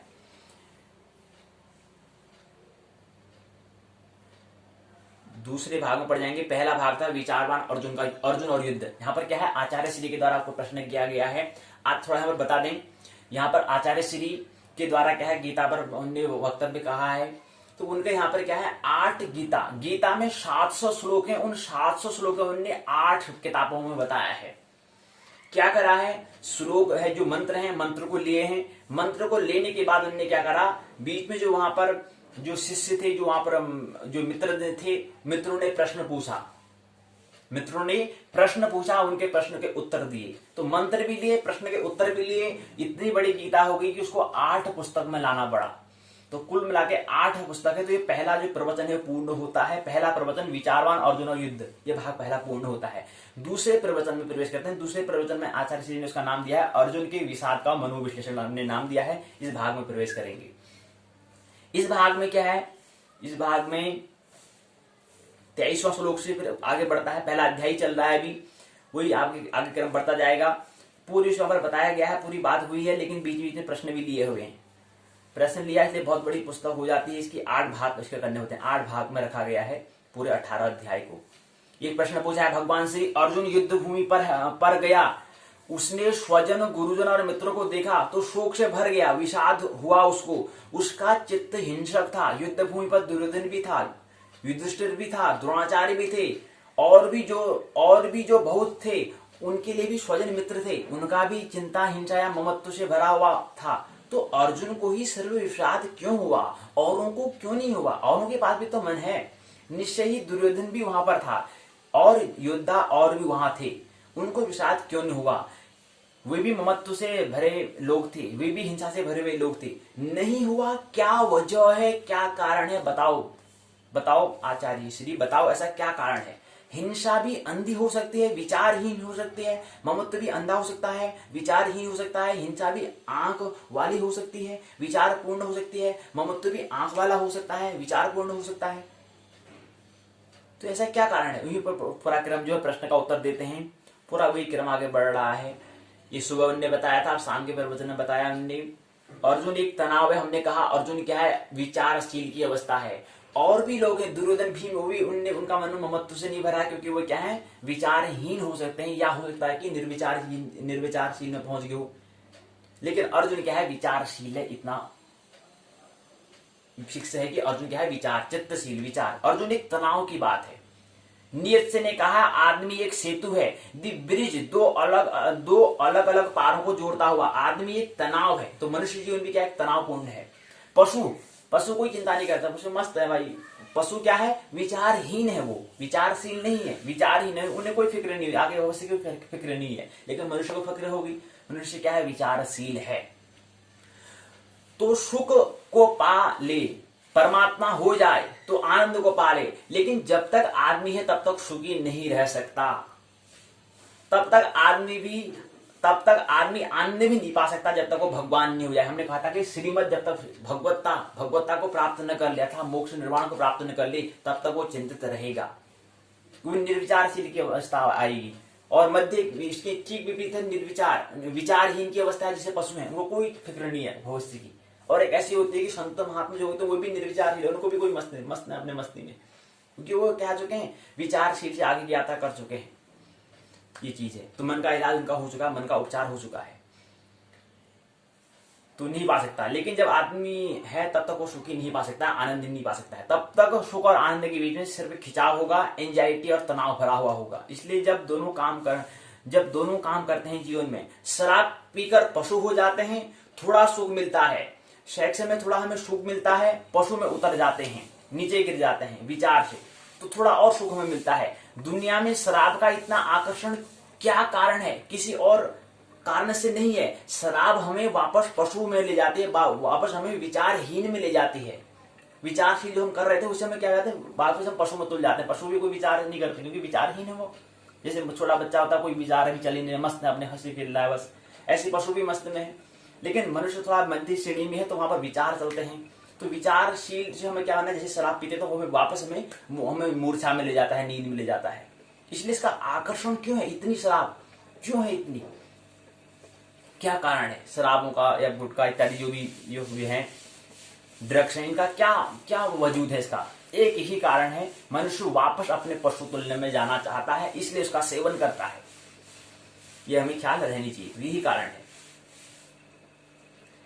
तो शराब का आकर्षण और कारण यही है। शराब में वापस क्या है, पशु में ले जाती है, पशुता में हमें ले जाती है, क्योंकि अभी हम वहां से यात्रा करके आए हुए हैं, अभी ज्यादा समय नहीं हुआ है, अभी हमको बहुत कुछ इसी की, जैसे हम भगवान ने परमात्मा ने हमें सुनहरा अवसर दिया, यहाँ से हमें छलांग लगाने के लिए, ऊपर के लिए निर्विचार की अवस्था में पहुंचने के हमें यहाँ पर सुनहरा अवसर दिया है। लेकिन हमारी क्या है, व्यवस्था ऐसी है, अपने आप को इतने हमने अव्यस्त कर रखा है कि हम उसको समझ ही नहीं पा रहे हैं। और हम क्या है, वापस फिर वही पशु तुल्य में वहां पर ठीक लगता है, क्योंकि वहां पर जो पशु तुल्य है वहीं से अभी हम यात्रा करके आ चुके हैं, वहीं पर हम जानने का प्रयास करते हैं। तो वहीं पर हमें जाता है कि शराब पी लेता है, शराब पी लो भाई, विचार से छुटकारा हो जाकर टन में सो जाओ। देखा शराब में रोड पड़ा होता है, क्या टन मस्त है, उसको पता ही नहीं कि मैं कहाँ सो रहा हूँ, सड़क में सो जाओ भाई। तो ऐसा हमें वहां पर वापस में पशु तुल्य में ले जाता है शराब व्यसन। तो ये क्रम बता रखा है। तो यही यहाँ पर बात होती है, बहुत बातें होती हैं, लेकिन यहाँ पर विस्तार से बात नहीं कर पाएंगे। अर्जुन जो है मनुष्य का प्रतीक है, दुर्योधन पशु का प्रतीक है, कृष्ण परमात्मा का प्रतीक है। ये तीन प्रतीक हैं, ये हमें ख्याल रखना है यहाँ पर। अर्जुन मनुष्य का प्रतीक, दुर्योधन पशु का प्रतीक और कृष्ण जो है परमात्मा का प्रतीक। अर्थात हमें ये तीन स्तर होते हैं। पहले होती है दुर्योधन की स्थिति अर्थात पशु की स्थिति होती है, उसके बाद फिर हमारा मनुष्य की स्थिति होती है अर्थात अर्जुन की स्थिति होती है। अर्जुन की स्थिति होने के बाद आगे फिर कृष्ण की स्थिति होती है, परमात्मा की स्थिति होती है। इसलिए हमने कहा कृष्ण क्या है, भविष्य में होना है। अर्जुन डावाडोल है, दुर्योधन कभी डावाडोल नहीं होगा। कृष्ण के बीच में, कृष्ण और दुर्योधन के मध्य में क्या है, अर्जुन है। इसलिए वहां पर औरों को ममत्व वहां पर कारण दिखाई नहीं देता है। उतने सारे योद्धा होते हैं, उतने सारे योद्धा में किसी को हिंसा का ख्याल नहीं आता, केवल अर्जुन को ही आता है। अर्जुन क्या है, थोड़ा उनसे आगे की यात्रा में पहुंच चुका है, ये हमें बताने का प्रयत्न पर किया है। ठीक है, आगे विस्तार से बात नहीं, आगे बढ़ेंगे, विस्तार से बात नहीं हो पाएगी तो आगे बढ़े। मनुष्य के साथ ही उपद्रव शुरू होता है, मनुष्य के साथ ही संताप शुरू होता है, क्योंकि मनुष्य के साथ ही परमात्मा होने की संभावना है, पोटेंशियलिटी है, संभावना है। प्रायिकता है कि क्या है, परमात्मा हो सकता है, भगवत्ता को प्राप्त कर सकता है, इसलिए मनुष्य के साथ, इसलिए अर्जुन के साथ हुआ, औरों के साथ ऐसा नहीं हुआ। एक प्रश्न और पूछा है भगवान श्री से, भगवान श्री कृपया यह बताइए कि मनुष्य के सामने द्वंद्वात्मक दशा बार बार क्यों आती रहती है? इस द्वंद्व भरी दशा को पार करने के लिए मूल आधार कौन सा होना चाहिए? द्वंद्व भरी दशा को हम विकास उन्मुख किस तरह हम बना सकते हैं? यह जो द्वंद्व दशा होती है उसमें हम में जो अपना संकल्प कर लिया है, निश्चित कर लिया है, तो उसमें मूल चीज कौन सी होती है हमारे सामने, इसलिए प्रश्न यहाँ पूछा गया है। तो इसका उत्तर यहाँ पर दिया गया है, लेकिन विस्तार से हम बात यहाँ पर नहीं कर पाएंगे, आगे बढ़ जाएंगे। दूसरे अध्याय में हमें प्रवेश करना है, केवल संकेत हमें लेने हैं, कभी बाद में फिर और विस्तार से बात करेंगे। एक प्रश्न और पूछा है भगवान श्री, आपने धनंजय को सिंबल नामक ह्यूमैनिटी एप्टीट्यूड मानवीय गुणों का प्रतीक बताया। संजय को सार्थक कथन से इज कंडेम टू बी एग्जाहटी रिडेन। तो स्वयं की हत्या के ख्याल में धनंजय का कब जाना, मतलब अर्जुन का कब जाना, क्या मानवीय नहीं था? युद्ध निवृत्ति का उसका विचार मोह वस्ता भी क्या प्रकृति संगत नहीं था? शेक्सपियर ने हेमलेट की तरह अर्जुन का विषाद भी to kill or not to kill, मारना या न मारना प्रकार का था। तिलक ने गीता रहस्य में अर्जुन को विषाद दशा का साम्य हेमलेट की मन स्थिति में डूबा निकाला कहे उचित है? तो सार्थ जो कहता है वह अर्जुन के लिए बिल्कुल ठीक ही कहता है, अर्जुन की भी संकट अवस्था है। तो इसी पर प्रश्न पूछा, इसका उत्तर यहां पर दिया गया है, आगे बढ़ जाएंगे।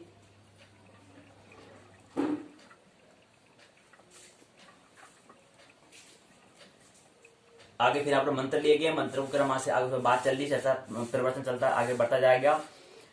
फिर आगे बढ़ते गए।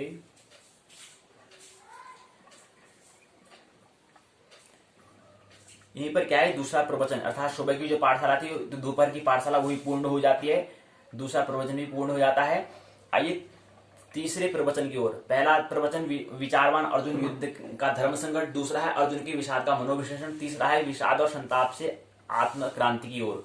अब कैसे हमें आत्मक्रांति की ओर बढ़ना है इसको समझने का प्रयास हम तीसरे प्रवचन में करेंगे।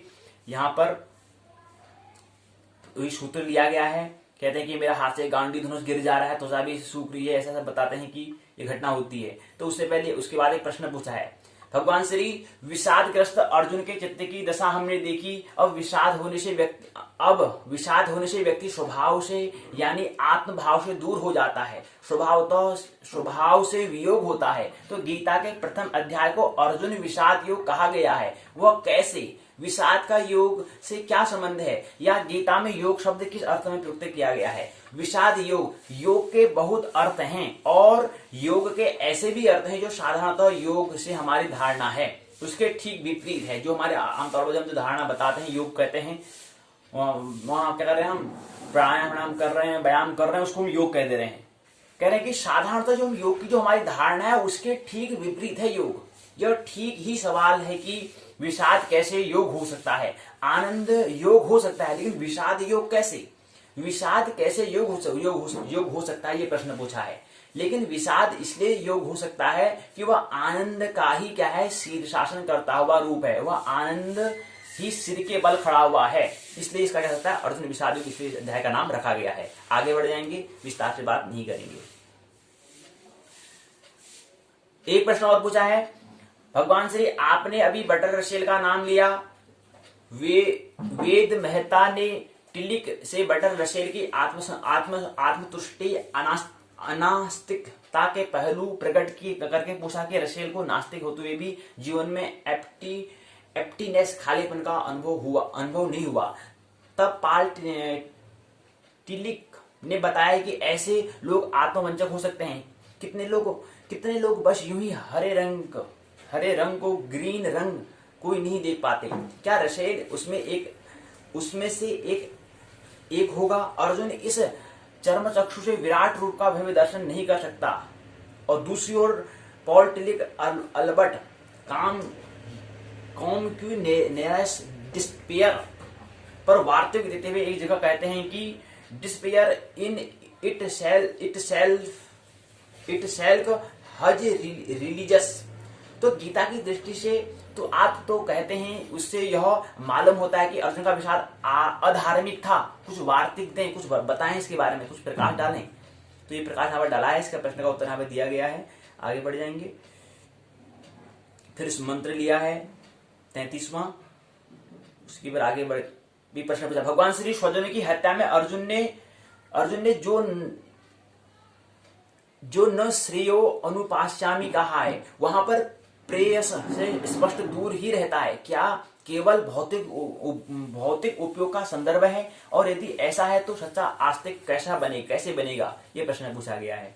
इसी क्रम में एक प्रश्न और पूछा है। भगवान श्री आपने कल बताया कि भगवत गीता मनशास्त्र है, आधुनिक मनशास्त्र के करीब आ गया है। तो क्या आप साइंस का अर्थ माइंड, साइक का अर्थ माइंड करके उसको सीमित करते हैं? क्योंकि साइक का जो मूल अर्थ है वह है सोल। तो गीता को सिर्फ मनशास्त्र कहकर आप रुक जाएंगे, अध्यात्म शास्त्र भी कहेंगे? बताने का प्रयास करें, स्पष्ट करें, प्रकाश करें। मैं गीता को मनोविज्ञान कहूंगा। मन से मेरा अर्थ आत्मा नहीं है, मन से मेरा मतलब मन ही है, माइंड ही है। कहीं को दिक्कत और कठिनाई होगी, वे कहेंगे मैं गीता को नीचे गिरा रहा हूं। अध्यात्म शास्त्र कहना चाहिए, लेकिन आपसे कहना चाहूंगा कि अध्यात्म का कोई शास्त्र नहीं होता है। शास्त्र मतलब जो होते हैं शास्त्र में शब्द होते हैं, अध्यात्म में कोई शब्द नहीं होता है। ज्यादा से ज्यादा शास्त्र मन का हो सकता है। हाँ, मन का शास्त्र वहां तक पहुंचा दे जहां से अध्यात्म शुरू होता है, इतना ही हो सकता है। अध्यात्म शास्त्र होता ही नहीं हो नहीं सकता। अध्यात्म जीवन होता है, शास्त्र नहीं। अध्यात्म क्या है? जीवन है, शास्त्र नहीं। अधिक से अधिक जो शब्द कह सकता है, जो कहेगा वो शब्दों में कह सकता है। वो यह है कि वह मन की आखिरी ऊंचाइयां हैं, गहराइयों को छूने में समर्थ बना दे। इसलिए मैं गीता को अध्यात्म शास्त्र न कहकर व्यर्थ न करूंगा। वैसा कोई भी शास्त्र नहीं होता है। और जो शास्त्र आध्यात्मिक होने का दावा करते हैं, वो शास्त्र तो क्या करते हैं? शास्त्र को मानने वाला दावा कर लेते हैं। शास्त्र को नहीं, जो मानने वाला वो करता है दावा।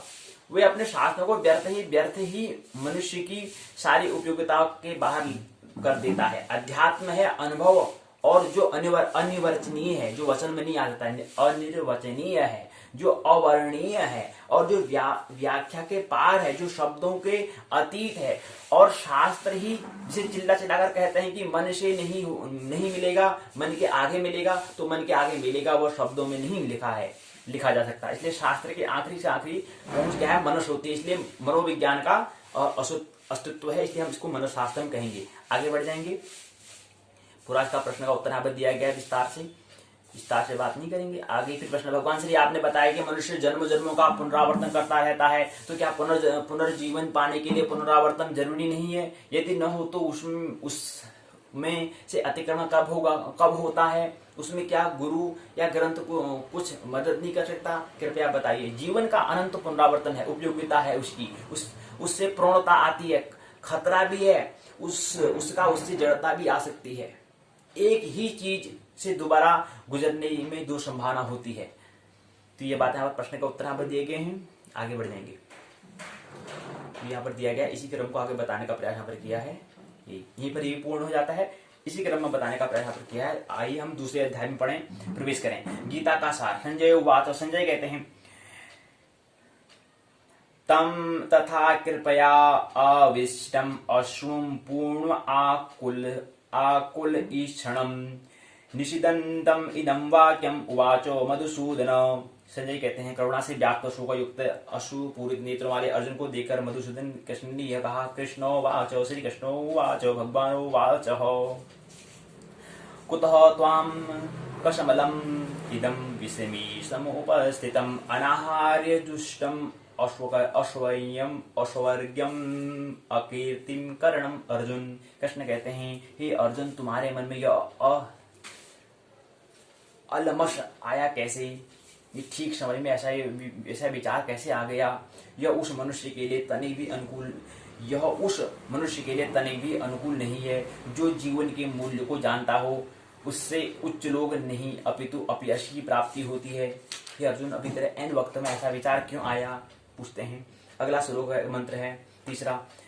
क्लेव्यम मा स्मम गमः पार्थम न एतत्त्वयि उपपद्यते क्षुद्रम हृदयं दौर्बल्यम त्यक्ताम उत्तिष्ठ परम तपो। हे प्रथापुत्र, इस हीन नपुंसकता को प्राप्त मत हो, यह तुम्हें शोभा नहीं देता है। हे शत्रुओं के दमन करता, हृदय की क्षुद्र दुर्बलता को त्याग कर युद्ध के लिए खड़े हो जाओ।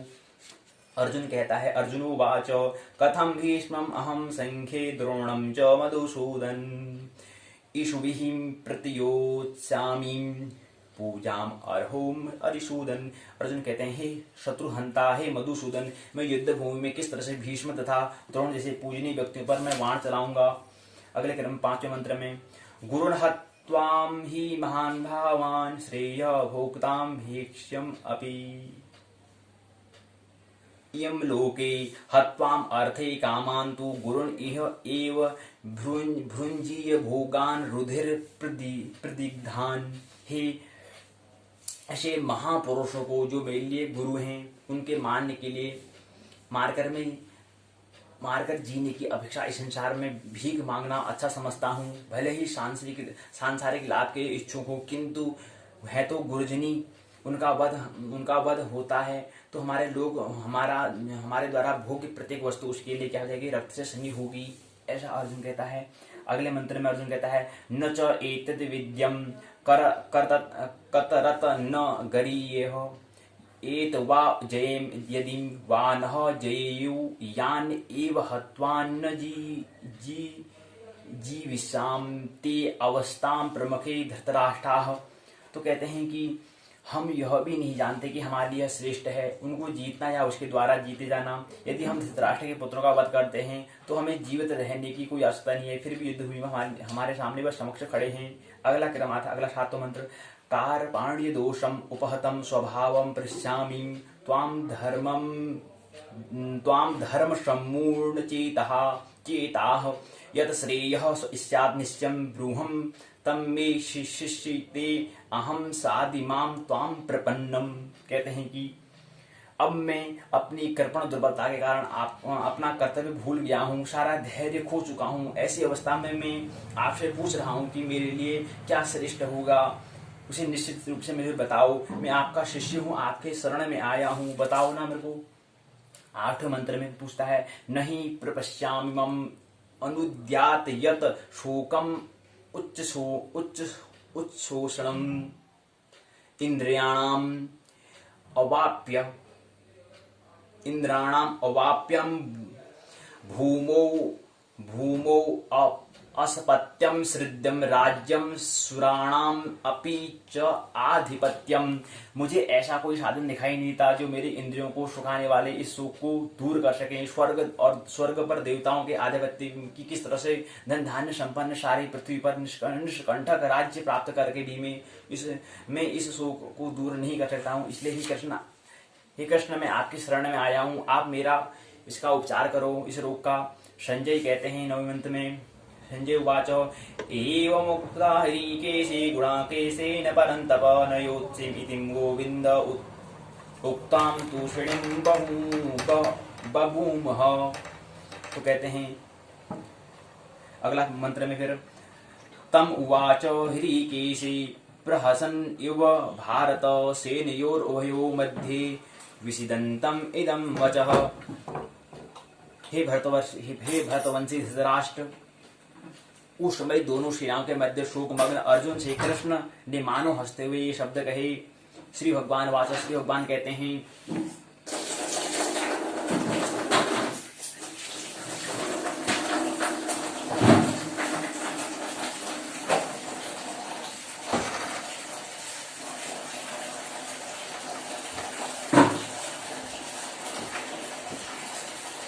श्री भगवान कहते हैं,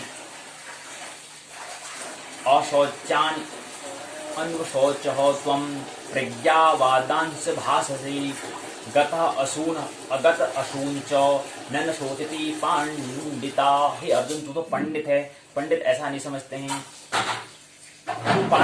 पांडित्य पूर्ण वचन कहता है, इसके लिए तू शोक के योग्य नहीं है अर्जुन।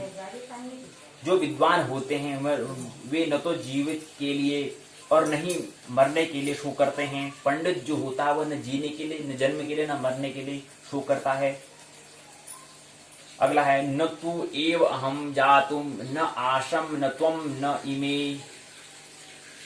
इमे जन अधिपाः न च एवं न भविष्याम सर्वे वयम अतः परम। ऐसा कभी नहीं हुआ कि मैं न रहा हूँ या तू न रहा हो अथवा ये समस्त राजा न रहे हो। ऐसा समय नहीं था जब तू और हम और ये लोग न रहे हों। न ऐसा है कि भविष्य में हम लोग होंगे। 13 मंत्र में देहिना अस्मिन् यथा देहि कौमारम यौवनम जरा तथा देह अंतरः प्राप्ति धीरः तत्र न मुह्यति। जिस प्रकार शरीरधारी आत्मा इस वर्तमान शरीर में बाल्यावस्था से आगे तरुणावस्था होती है, फिर वृद्धावस्था में निरंतर अग्रसर होता है, उसी प्रकार मृत्यु होने पर आत्मा दूसरे शरीर में चला जाता है। धीर व्यक्ति ऐसे परिवर्तन की प्रकृति में परिवर्तन होता रहता है क्षण में। तो धीर जो पंडित हैं वो मोह को प्राप्त नहीं होते हैं, लेकिन तू मोह को प्राप्त क्यों हो रहा है? अगले क्रम में मात्रा स्पर्शा तु कौन्तेय शीत उष्ण सुख दुख दाह आगम अपायन अनित्या तान तितिक्षु भारत। हे कुंती पुत्र, सुख और दुख का क्षणिक उदय तथा काल क्रम में उसका अंतर्धान होना सर्दी गर्मी की ऋतुओं के आने जैसे के समान है। हे भरतवंशी अर्जुन, वे इंद्रिय बोध से उत्पन्न होते हैं। मनुष्य इंद्रिय बोध से उत्पन्न होते हैं और मनुष्य को चाहिए कि अविचल भाव से उसको सहन करना सीखे। इसी क्रम में 14वां मंत्र 13 मंत्र उसका 15वां मंत्र यम ही न व्यथयन्ति एति पुरुषं सम दुःखः सुखम धीरम सह अमृतत्वं त्वाय कल्पते। हे पुरुषश्रेष्ठ अर्जुन, जो पुरुष सुख और दुख से विचलित नहीं होता है, इन दोनों में समभाव रहता है, जो दोनों में समतुल होता है अर्थात सतोगुणी हो जाता है, वह निश्चित रूप से मुक्ति के योग्य है। अर्थात उसने 2 गुणों से आगे सतोगुण में प्रकृति के रजस और तम गुण से आगे उसने सतोगुण में प्रवेश कर लिया है। और जो सतोगुण में जिसने साधना शुरू कर लिया है वो हो गया संत, और जिसने सतोगुण को भी कुछ साध लिया है वह हो गया है भगवान। वो जिसका फिर हो जाए अंत, वो हो गया समाधिस्थ, हो गया स्थित प्रज्ञ, जिसने क्या कर लिया है सतोगुण को भी साध लिया है। ये 15वें मंत्र में 16वें मंत्र में न असतहम विद्यते भाव न अभाव विद्यते सतः उभयो अपि दृष्टि अंतः तु अन्यो तत्वदर्शियों ने यह कहा है कि असत अर्थात भौतिक शरीर का तो कोई चिरस्थायी नहीं होता है, किंतु सत आत्मा अपरिवर्तन होता है। वही प्रकृति और ब्रह्म की बात हो रही है। प्रकृति जो होता है निरंतर परिवर्तनशील होता है, ब्रह्म में कुछ परिवर्तन नहीं होता है। इसका तू ख्याल कर, तू तो चैतन्य रूप है, तो अपना ख्याल कर, अपना को स्मरण कर। उन्होंने इन दोनों की प्रकृति के अध्ययन द्वारा यहाँ पर यह निष्कर्ष निकाला है। क्या निकाला है? एक ब्रह्म है, एक चेतन है, एक प्रकृति है। क्या है? प्रकृति है, एक अंड है, इसलिए पदार्थ है। इसलिए तो पदार्थ जो प्रकृति में जो घटनाएं हो रही है, इससे तू क्यों अपने आप को विचलित करता है? क्यों शोक युक्त हो गया है तू? 17वां में अविनाशी तु तत् वृद्धि येन सर्वम इदम ततम विनाशम अवयस्य अस्यनम कश्चित कर्तुम अर्हति। जो सारे शरीर में व्याप्त है उसे भी तो अविनाशी समझ। जो ब्रह्म है उसका तो ख्याल कर, वो सारे शरीर में व्याप्त है, पूरे ब्रह्मांड में अस्तित्व वो ब्रह्म व्याप्त है, पूरे ब्रह्मांड में वो ब्रह्म व्याप्त है। उस अव्यक्त आत्मा को, उस ब्रह्म को नष्ट करने के लिए कोई भी समर्थ नहीं है। 18वां मंत्र है अंतवन्तः इमे देहा नित्यस्य उक्ताम शरीरिणम् अनाशिनम अप्रमेयस्य तस्माद् युद्धस्व भारत। अविनाशी अप्रमेय शाश्वत जीवों के भौतिक शरीर का अंत अवश्य भावी है। हे भरतवंशी अर्जुन, तू युद्ध कर, अपना कर्म कर, अपना कर्तव्य निभा, अपना दायित्व को निभा, ऐसा कहते हैं। 18 मंत्र 19वां मंत्र है यह एनं वेति हन्तारं यह च एनं मन्यते हतम् उभौ तौ न विजानीतः न अयम हन्ति न हन्यते। तो ब्रह्म का कोई वध नहीं कर सकते हैं। इस मंत्र में बताते हैं, कृष्ण कहते हैं जो इस जीवात्मा को मानने वाला समझता है, जो इसे मारा हुआ समझता है, या जो सुनता है कि इसके द्वारा मारा जाता है, या मारने वाला या मारा जाता है, दो बातें होती हैं। क्या है? एक ये पेंसिल को हम तोड़ सकते हैं, या ये पेंसिल मेरे को तोड़ सकती है। दो घटना हो सकती है। दोनों ही क्या है? दोनों की दृष्टि क्या है? भ्रांति। दोनों की भ्रांति, दोनों का भ्रम है ये। ऐसी बात करें, क्या करें? यह एनम वेति हंतारम यह च एनम मन्यते हतम उभौ मनतो न विजानी न अयम हंति न हन्यते। उन दोनों ही जानते, दोनों भ्रम में है, दोनों को ज्ञान नहीं है अभी। जो इस जीवात्मा को मारने वाला समझता है, जो इसे मरा हुआ समझता है, ये दोनों ही अज्ञानी है, क्योंकि आत्मा न तो मरता है न ही मारा जा सकता है, क्योंकि वो क्या है? ब्रह्म है, वो प्रकृति के बाहर है, बियॉन्ड दी नेचर, प्रकृति के बाहर है ब्रह्म, इसलिए उसको मारा नहीं जा सकता, इसलिए उसको मारा नहीं जा सकता। इसलिए दोनों क्या है? अज्ञानी हैं। अगर कहते हैं कि अब यहाँ पर अर्जुन कह रहा है कि मेरे द्वारा वो मर जाएंगे, कहां से मरेंगे? नहीं तो तेरे को मार सकते हैं, नहीं तो उसको मार सकता है। तो कहाँ का भ्रम तूने पाल लिया है? ये कहाँ से लाया तू इस रोग को? कौन से बाजार से इस रोग को खरीद कर लाया तू? इसको बेच के आ जा। वही कृष्ण बता रहे हैं अर्जुन को, वही इलाज कर रहे हैं। इस बीमारी को तो खरीद के जो लाया ना, इसको फेंक इस बीमारी को। तो आत्मा है, तो न किसी को मार सकता है और नहीं तो किसी को मार सकता है, और नहीं वो तेरे को मार सकते हैं। ये बात इस गूढ़ तत्व को समझ अर्जुन।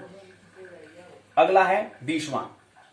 यो न जायते मृते वा कदाचिन न अयम भूत्वा भवितावान भूयः अजः नित्य शाश्वतम अयम प्राण न हन्यते हन्यमाने शरीरे। किससे मारेगा? प्रकृति के द्वारा ही। जो प्रकृति के तल पर उसी तो मारेगा ना, और प्रकृति के बाहर है, किसको कैसे मार पाएगा जी? आत्मा के लिए किसी भी काल में न तो जन्म होता है न मृत्यु होता है, और न कभी जन्मा न कभी जन्म लेने वाला है। वह अजन्मा है, नित्य है, शाश्वत है, पुरातन है। शरीर के मारे जाने पर नहीं मारा जाता, क्योंकि शरीर क्या है? प्रकृति है, मैटर है, पदार्थ है। उसका रूपांतर होता रहता है, चलता वो चल ही रहा है, निरंतर होता जा रहा है। तो किसको मारेगा? तो शस्त्र जो बाण कह रहा है, तो बाण से किसको मारेगा? उसके शरीर को मारेगा। लेकिन फिर भी तो आत्मा क्या है? उसके बियॉन्ड, उस बाण के भी पार है। वहां पर तो बाण मार ही नहीं सकता उसको, क्योंकि उसका जन्म ही नहीं हुआ है, वो तो है पहले से। तो मरने वाला कोई और है, जन्म लेना कोई और है। उसके मध्य में कड़ी आती है, उसको ही समझना। वही ब्रह्म, वही गूढ़ तत्व है, उस गूढ़ तत्व को हमें समझना होता है। अब आता है वेद अविनाश।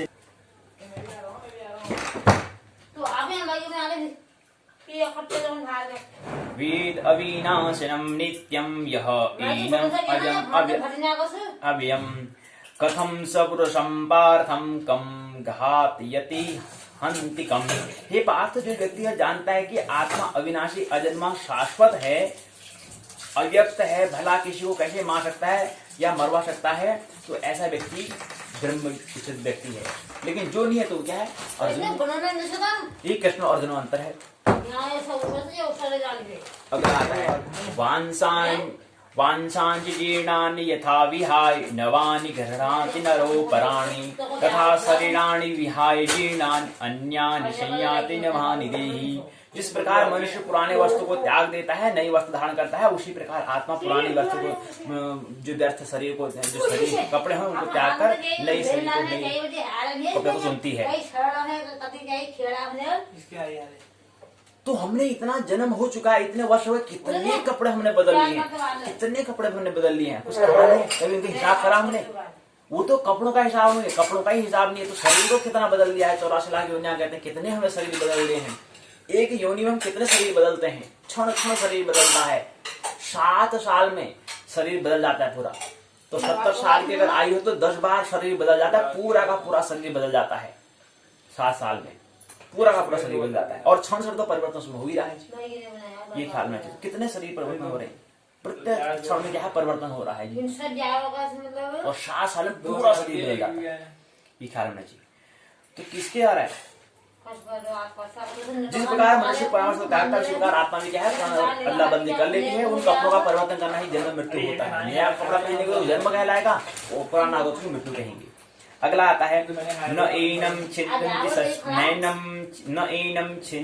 शस्त्राणि न एनम इहति पावक न च एनम कलेदियांति आपः न शोषति मारुत। आत्मा न तो किसी शस्त्र के द्वारा मर सकता है, खंड किया जा सकता है, नहीं अग्नि द्वारा जलाया जा सकता है, नहीं जल के द्वारा भिगोया जा सकता है, नहीं वायु के द्वारा सुखाया जा सकता है। यदि किसके द्वारा? प्रकृति के तत्व के द्वारा तो होगा। अच्छेद्यः अयम् अदायम् अयम् अद्य अकलेद्यम् अशोच्य एव च नित्यः सर्वगतः स्थाणु अचलः अयम् सनातन। यह आत्मा अखंडित अघुनशील है, इसे न तो जलाया जा सकता है, नहीं सुखाया जा सकता है। यह शाश्वत सर्वव्यापी अविकारी ईश्वर सदैव एक साथ रहने वाला है। अगला 25वां मंत्र है अव्यक्त अयम् अचिंतः अयम् अविकार्यम् अयम् उच्यते तस्मात् एवं विदित्वाम् एनम् न अनुशोचितुम् अर्हसि। यह आत्मा अव्यक्त अकल्पनीय अपरिवर्तनीय है, यह जानकर तुम्हें शरीर के लिए शोक नहीं करना चाहिए। 26वां है अथ च एनम् नित्यजातम् नित्यं वा मन्यते मृतं तथा अपि मृतम तथा अपि त्वं महाभावो न एनम शोचितम अर्हसि। किंतु यदि तुम यह सोचते हो कि आत्मा का जीवन का लक्षण सदा जन्म लेता है, सदा मरता है, तो हे महाभावो तुम्हारे शोक करने का कोई भी कारण नहीं है, कोई भी इसमें प्रमाणिकता नहीं है। ये व्यर्थ का है, ये आपने ग्रंथ तो नहीं पाला, ये उधार बाजार से खरीद कर तू लाया है, इसको बेच के वापस सेल कर गया।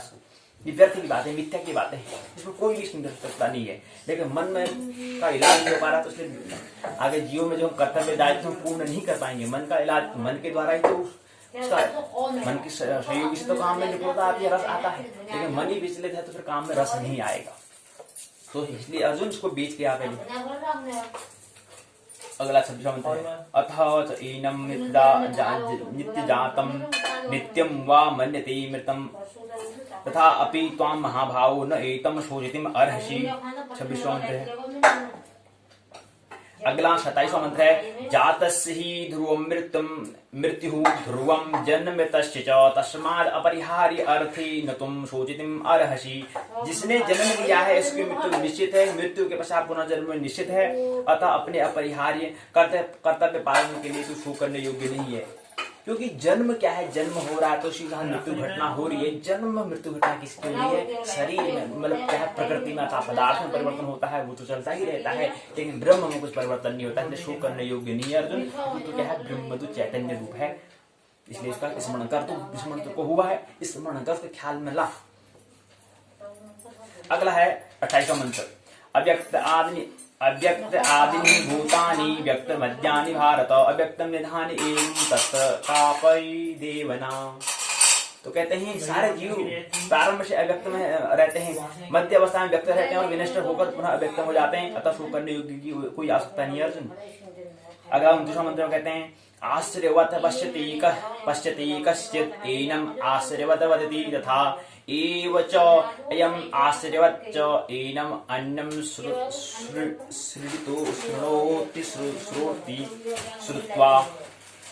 श्रुत्वाम् अपि एनम् वेद न च एवं कश्चित्। कोई आत्मा को आश्चर्य से देखता है, कोई आश्चर्य से की तरह बताता है, कोई इसे आश्चर्य की तरह सुनता है, किंतु कोई इसके विषय को सुनकर भी उसे नहीं समझ पाता है। एक तो बड़ा रहस्य है, बड़ी मिस्ट्री है जीवन की। अगला 30वां मंत्र है देहि नित्यम अवध्य अयम देहि सर्वस्य भारत तस्मात् सर्वाणि भूतानि न तम शोचितुम् अर्हसि। हे भरतवंशी अर्जुन, शरीर में रहने वाले देही का कभी भी वध नहीं होता है। जो देही है, जो आत्मा है, अतः तुम्हें किसी भी जीव के लिए शोक करने की कोई आवश्यकता नहीं है अर्जुन। अगला 31वें मंत्र में कहते हैं स्वधर्मम अपि च अवश्यम न विकम्पितुम् अर्हसि। धर्मयात ही युद्धात श्रेय अन्यतः क्षत्रियश्च न विद्यते। क्षत्रिय होने के नाते अपने विशिष्ट धर्म का विचार करना चाहिए। उसको जान, धर्म के लिए युद्ध करने कर युद्ध से बढ़कर तुम्हारे लिए अन्य कोई कार्य नहीं है। इसलिए धर्म ही तेरा क्या है, युद्ध करना है, क्योंकि तू क्षत्रिय है, तुम संकोच मत कर। अगला आता है मंत्र 32वां। यदस्याच उत्पन्नम स्वर्गम द्वारम अपावृतम शुकिनम क्षत्रिया पार्थम लम्बते युद्धम ईदृशम।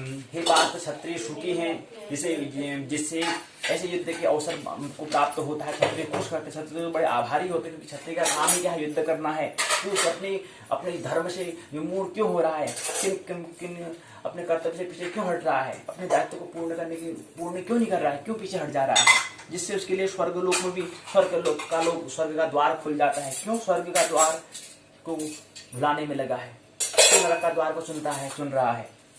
33वां। अथ चेतकम इयं धर्म्यं संग्रामं न करिष्यति ततः स्वधर्मं कीर्तं च हित्वा पापम अवापसि। किंतु यदि तू युद्ध करने में स्वधर्म को संपन्न नहीं करते हो तो तुम निश्चय रूप से क्या है, अपने कर्तव्य की उपेक्षा करके पाप करने लगेगा और तुम भोग क्या है पड़ेगा और अपना यश खो देगा। इतने बड़े तूने अपने मान सम्मान तूने पाया है, सब व्यर्थ हो जाएगा। 34वां मंत्र। अकीर्तं च अपि भूतानि कथमिष्यन्ति ते अव्ययाम् संभावितश्च च अकीर्तिं मरणात् अतिरिच्यते। हे अर्जुन, लोग सदैव तुम्हारे अपयश का वर्णन करेंगे। सम्मानित व्यक्ति के लिए अपयश तो मृत्यु से बढ़कर होती है। अर्जुन इस बात का ख्याल क्यों नहीं करता है। अगला मंत्र 35वां मंत्र में कह रहे हैं कृष्ण कहते हैं अर्जुन से, भयात रणात उपरतम मन्यस्ते त्वाम महारथा येषां च त्वं बहुमतः भूतान यास्यसि लाघवम्। जिन महान योद्धाओं ने तुम्हारे नाम यश को सम्मान दिया है वे सोचेंगे कि अर्जुन क्या हुआ, डर गया, डरपोक कायर था, युद्ध भूमि से क्या उसने अपने कर्तव्य अपने दायित्व से विमूढ़ हो गया, हट गया वहां से, तो कहेंगे कायर है, कहेंगे तुझसे। इस तरह से तेरे क्या करेंगे, मान प्रतिष्ठा का क्या होगा, अपमान। तेरा मान तूने प्रतिष्ठा जो पाई है, यश जो पाया है, सब क्या करेंगे, क्या उसका गुणगान करके तेरे विपरीत तेरे को ऊपर बात कहेंगे, डरपोक कायर कहेंगे तेरे को। जो तूने इसमें मेहनत जो करी थी पूरा पानी फिजूल हो जाएगा। इसलिए तू अपनी बातों का ख्याल क्यों नहीं करता है, अपना धर्म को, अपना जो स्वधर्म है उसमें क्यों पीछे हटता है। तो सदैव अपयश का तू भोगी क्यों बनता है। लोग सदैव तुम्हारे अपयश का वर्णन करेंगे। सम्मानित जो व्यक्ति है उसका अपयश क्या है, मृत्यु से बढ़कर होती है। इसका बात के ख्याल क्यों नहीं करता है। भयाद्रणात उपरतम मन्यस्ते त्वाम महारथा येषां च त्वं बहुमतम भूत्वाम यास्यसि लाघवम्। जिन महायोद्धाओं का तुम्हारे पास इतना सम्मान किया गया है, मान यश तूने पाया है, वे सोचेंगे कि अर्जुन क्या है, डरपोक, अर्जुन ये हार मान ली, डरपोक हो गया। अगला 36वां आता है। अवाच्यम वादाम च वहम वदिष्यन्ति त्वं अहिताम निदन्तहं त्वं सामर्थ्यम ततः दुखतरम नु किम। तुम्हारे शत्रु अनेक प्रकार के कटु वचन शब्दों से कहेंगे, वर्णन करेंगे, तुम्हारे सामर्थ्य का उपहास करेंगे, कहेंगे अर्जुन बड़ा डरपोक है, सामर्थ्य कुछ भी नहीं इसके पास, तुम्हारे लिए इसने दुखदाई, इसे दुखदाई के लिए और क्या होगा, इसमें भविष्य का विचार क्यों नहीं करता है तू। अगले मंत्र में बताते हैं, 37वें मंत्र में कहते हैं, दूसरे अध्याय के 37वें मंत्र में कहते हैं, हतः वाम प्रापसि स्वर्गम जित्वाम भोक्ष्यसि महीम तस्माद् उत्तिष्ठ कौन्तेय युद्धाय कृत निश्चय। दृढ़ निश्चय कर हे कुंती पुत्र अर्जुन, तुम यदि युद्ध में मार भी जाओगे तो स्वर्ग को प्राप्त होगे, तुम जीत जाओगे तो पृथ्वी के साम्राज्य भोग कर लोगे। अगर जीत गए युद्ध, अगर मर गए तो स्वर्ग को प्राप्त हो गए, अगर जीत गए तो पृथ्वी का भोग करोगे। अतः दृढ़ संकल्प करके क्या करना, स्वधर्म, अपने धर्म के लिए, तेरा धर्म की छत्री है, तेरा काम क्या है, युद्ध करना। तो अपने स्वधर्म, अपने धर्म के लिए खड़ा हो जा, दृढ़ संकल्प लेके। घर से तो बहुत बड़ा संकल्प को बड़ा रख के आया था, संभाल के आया था, लेकिन यहाँ पर एंड वक्त तो बड़ा ढीला ढाला हो गया। इसका मतलब तू घर से ही तू बीमार था, मतलब इसका मतलब यह है तू घर से बीमार था। पहले क्यों नहीं बताइए। ठीक मध्य जो युद्ध होना है, शंखनाद सब बच चुके हैं, सब शंख बजा दिए हैं, अब तू कह रहा है कि मैं हाथ पैर मेरे ढीले हो गए। विचार कर, अब इसके भागी क्यों बनता है। एक बात और अगला मंत्र में कहते हैं, 37वां मंत्र बता दिया, दृढ़ निश्चय कर। 38वां मंत्र है अध्याय दूसरा, श्रम दुखे समे कृत्वा लाभा लाभौ जया जयो ततो युज्यस्यमेवं न एवं पापम अवाप्यसि। सुख दुख लाभ हानि लाभ जय पराजय विजय पराजय ये सब होता रहता है। जब प्रकृति के गुण है, प्रकृति के दो गुण होते हैं, जय विजय हानि लाभ होता रहता है। और ये दोनों के मध्य में क्या होता है, संतुलन होना होता है, अर्थात प्रकृति के गुणों के अंदर ही आता है। लेकिन तो प्रकृति के बाहर है, तो ब्रह्म स्थित है, तो चैतन्य है, उसके बिना ये सुख दुख, सुख है तो दुख आता रहेगा, दोनों एक ही सिक्के के दो पहलू है, इसमें क्यों रचता है? तो इससे बाहर हो जा और युद्ध कर। ऐसा करने के लिए तू पाप का भोगी नहीं बनेगा। सुख दुख को समय सम सुखे दुखी समय कृत्वा, सुख और दुख को समय समान मान, समय कृत्वा, लाभा लाभो जया जयो, लाभ और हानि जय और पराजय को समान मान। ततो युद्धाय युज्यस्य एवं पापम विवासी अवापसी, पापम न एवं पापम अवासी। तू क्या कर पराजय मान करके ऐसा करके तू पाप का भागी नहीं बनेगा। अगर तू इन दोनों को समान मानेगा तो, और तू निष्काम भाव से करेगा तो तू पाप का भागी नहीं बनेगा। ये बात का ख्याल रख। 39वें में कहते हैं, एषा ते अभिहिता सांख्यीं बुद्धिं योगे तु इमां शृणु, बुद्धियां युक्तयां पार्थं कर्म बंधनम प्रहास्यसि। यहाँ मैंने विश्लेषिक अध्ययन अर्थात सांख्य योग के बारे में तेरे को बताया है। दूसरा अध्याय क्या है, पूरी गीता का क्या है, प्राण है। तो पूरा यहाँ पर क्या है, सांख्य योग के बारे में बताया गया है। तो उसको यहाँ पर वैश्विक अध्ययन था, सांख्य योग के बारे में बता रहा हूँ, उसके बारे में बता रहा हूँ। अब निष्काम भाव से कर्म करना बता रहा हूँ, उसको भी सुन। अभी तक मैं तो सांख्य ज्ञान योग के बारे में बता रहा था, ज्ञान के बारे में जानकारी बता रहा था, सूचना देता था, तो ज्ञान मतलब मस्तिष्क जो है, सांख्य योग के बारे में बता रहा था। और सांख्य योग सबसे बड़ा विशिष्ट योग है, बहुत बिरले लोग ज्ञान सांख्य योग को समझ पाते हैं, 1% लोग समझ पाते हैं। लेकिन तो बात समझ में नहीं आ रही, कोई बात नहीं। अब मैं दूसरा मार्ग बता रहा हूँ, निष्काम भाव से कर्म करना बता रहा हूँ, उसको सुन। हे प्रताप अर्जुन सुन, तुम यदि ऐसे ज्ञान से कर्म करोगे तो तुम कर्मों के बंधन से मुक्त हो जाओगे। ये 39वें मंत्र में। 40वें मंत्र में, न इहम अविक्रमं नाशः अस्तिम प्रत्यवाय न विद्यते, स्वल्पम अपि अस्य धर्मस्य त्रायते महत् भयात्। इस प्रयास में न तो हानि होती है, नहीं ह्रास होता है। अब तो इस पथ में क्या है, अल्प प्रगति की महान भय से रक्षा कर, अल्प प्रगति की महान भय से रक्षा करती है। तो ये जो अगला मार्ग मैं जो बता रहा हूँ, निष्काम भाव से, ये जो निष्काम भाव जो कर्मयोग है, ये सतोगुण प्रधान का लक्षण है। अभी तक मैं जो बता रहा था वो क्या था, उसमें अब जब निष्काम कर्म भाव से कब होगा, जब तू सतोगुणी हो जाओगे तो निष्काम कर्म भाव से काम करोगे। कर्म करना है, क्यों, अपना कर्तव्य दायित्व के लिए कर्म करना है। मेरे को कर्म करना, अपने दायित्व के लिए कर्म करना धर्म से बड़ा है। कर्म जो है धर्म से बड़ा क्या है, कर्म है। ये हमें ख्याल रखना चाहिए। तो कुछ मैंने बात, हमारे मन की जो बीमारी होती है उसका हम इलाज नहीं कर पाते, इसलिए हम बोलते हैं यार कर्म करना चाहिए। हाँ यार कर्म कर, ठीक है, मंदिर जाते हैं यार, हाँ यार कहते हैं कर्म, मंदिर जाना एक कर्म है, मंदिर जाकर वहां पर कुछ भेंट चढ़ाव करना वो भी कर्म है। लेकिन भेंट चढ़ाव करने के पीछे मन का क्या है, मन का वहां पर क्या रोल है, वो बहुत महत्वपूर्ण भूमिका में आती है। अगर मन का भाव अगर लगाए कि हाँ 1000 2000 10,000 रुपए मिलेंगे, इस भाव से अगर आप चाह रहे हैं तो इसका मतलब आपने कर्म निष्काम कर्म आपने नहीं करा, आपने कुछ न कुछ इच्छा थी, चाह थी, तो निष्काम कहाँ से होगा। लेकिन मैं तो तुमको निष्काम कर्म योग के बारे में, निष्काम भाव के बारे में बता रहा हूँ। निष्काम भाव से कर्म कर, बिना इच्छा के काम कर, तू कर्म कर, छोड़ दे अपनी इच्छा को। हानि ले पराजय, हानि जय, जो भी जीत हार जीत होगी सब भूल जा उसको, तो केवल कर्म करना, विरुद्ध करना, ऐसा दृढ़ निश्चय करके खड़ा हो जा। ऐसा अर्जुन को सांख्य मंत्र में बताते हैं। भय को बाहर कर, न इहम अविक्रमं नाशम अस्ति प्रत्यवाय न विद्यते, स्वल्पम अपि धर्मस्य त्रायते बहुत भयात्। अपने भय को बाहर कर, महान भय से रक्षा करता है। इसलिए अपने भय के कारण, भय क्या है, इस भय को जो तूने पाला है इसको बाहर कर, भय को भगा कि मैं किसी को मारूंगा, दूसरों और दूसरा मेरे को मारेगा। इस भय को जो तूने पाला है, जो तूने भ्रम पाला है, जो मेरी टीका जो तूने पाल रखी है, इसको बाहर कर। इससे कुछ होने वाला, क्योंकि क्या है, कोई किसी को नहीं मारता है, नहीं किसी के द्वारा मारा जाता है। इन दोनों बातों का ख्याल रखना है। अगले आती है 41वां श्लोक में, 41वां श्लोक का मंत्र है, व्यवसाय आत्मिका बुद्धि एका इहम कुरु नंदन, बहुशाखा ही अनंता च बुद्धिम अवैयासिनाम, जो इस मार्ग पर चलते हैं वे प्रयोजन में दृढ़ रहते हैं, उनका लक्ष्य भी एक ही होता है। हे कुरुनंदन, जो दृढ़ प्रतिज्ञ नहीं है उनकी बुद्धि अनेक शाखाओं में क्या होती है, बटी होती है। शाखा में मन बटा हुआ होता है, बुद्धि बटी होती है, इसलिए इसको विचार कर। अगला 42 मंत्र बताते हैं। याम यम पुष्पिताम वाचम प्रवदन्तिम अविपश्चितः वेदवादपार्थं न अन्यतहम् अस्ति इति वादिन् काम आत्मनः स्वर्गं पराः जन्म कर्म फल प्रदाम क्रिया विशेष बहुलाम भोग ऐश्वर्यम गतिम प्रति। अल्प ज्ञान है मनुष्य वेद के उन अलंकारिक शब्दों के प्रति अत्यधिक आसक्त रहते हैं जो स्वर्ग की प्राप्ति, अच्छे जन्म, शक्ति प्राप्ति के लिए विविध काम कर्म करने के लिए संतुष्ट होते हैं। संतुष्ट मतलब प्रेरणा मिलती है उनको।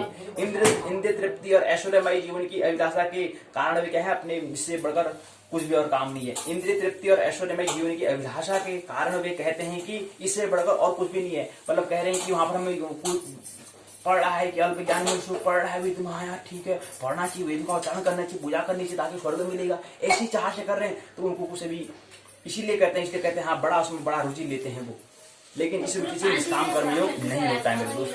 ऐसा कहते हैं हे सका, ऐसा काम नहीं होता है। 44 मंत्र में कहते हैं भोग ऐश्वर्य प्रसक्ता नाम तया अपरिहितं चेतसाम व्यवसाय आत्मिका बुद्धि समाधो न विधीयते। जो लोग इंद्रिय भोग और भौतिक ऐश्वर्य के प्रति आसक्त होते हैं, ऐसे वस्तुओं से मोहग्रस्त हो जाते हैं, उनके मन में भगवान के प्रति भक्ति का दृढ़ निश्चय होता है।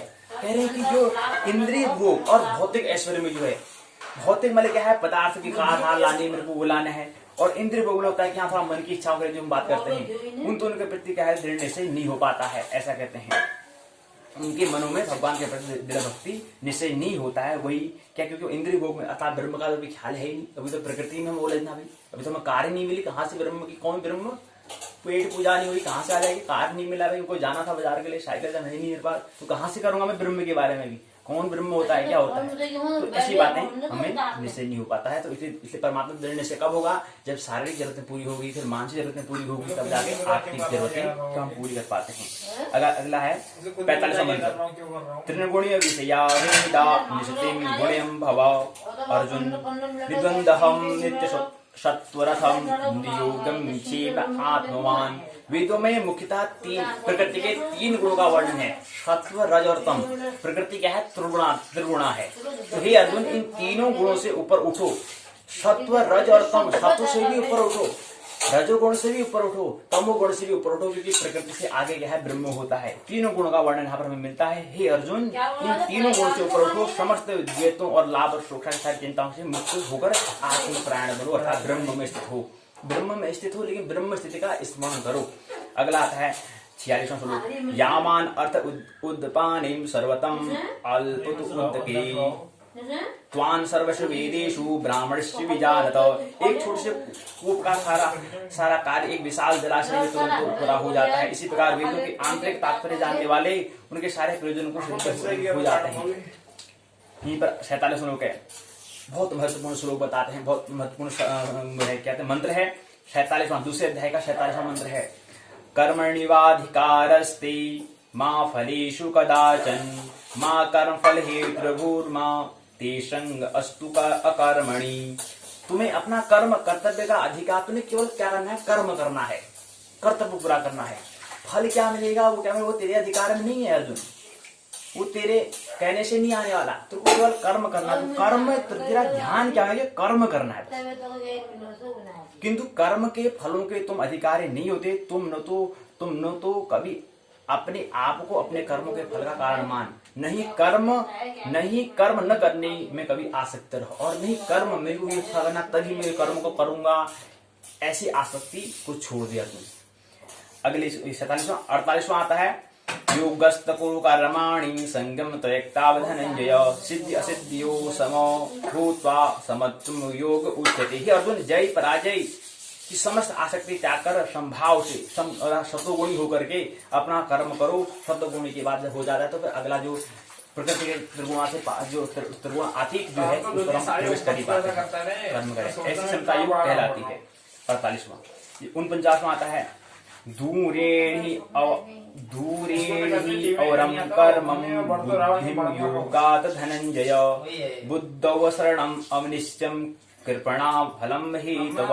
हे धनंजय, भक्ति के द्वारा समस्त गर्हित कर्मों से दूर रहो, उसी भाव से भगवान के शरण में ग्रहण करो। जो व्यक्ति अपने सकाम कर्म फलों को भोगना चाहते हैं वे कृपण हैं। ये 50वां है बुद्धियुक्तम जहाति यम उभे सुकृतम दुष्कृते तस्मात् योगायुष्वम योगः कर्मसु कौशलम। कौशलम कह रहे हैं कि भक्ति में संलग्न मनुष्य जीवन में ही अच्छे तथा बुरे कार्य से अपने से मुक्त कर लेता है। अतः योग के लिए प्रयत्न करो, क्योंकि सारा कार्य यही है, सारी लीला जो हो रही, जो करने का ढंग है वो यही है।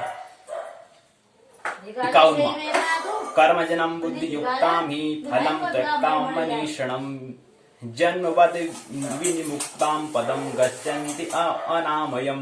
इस तरह भगवत भक्ति में लगे रहकर बड़े बड़े ऋषि मुनि तथा भक्तगण अपने आप को इस भौतिक संसार में कर्मों के फलों से मुक्त कर लेते हैं। इस प्रकार वे जन्म मृत्यु के चक्र से छूट जाते हैं, भगवान के पास होकर उस अवस्था को प्राप्त करते हैं जो समस्त दुख से परे हो जाते हैं और समस्त दुख से परे हैं वे।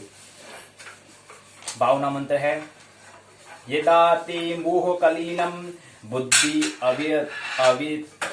अव्यतितरिष्यति तदा गंता अशी निर्वेदम श्रोतव्यस्य। जब तुम्हारी बुद्धि वन को पार कर जाएगी कि तुम सुने हुए तथा सुनने योग्य शब्द के प्रति अन्वयक हो जाओगे। ये क्या है? 52वां मंत्र है।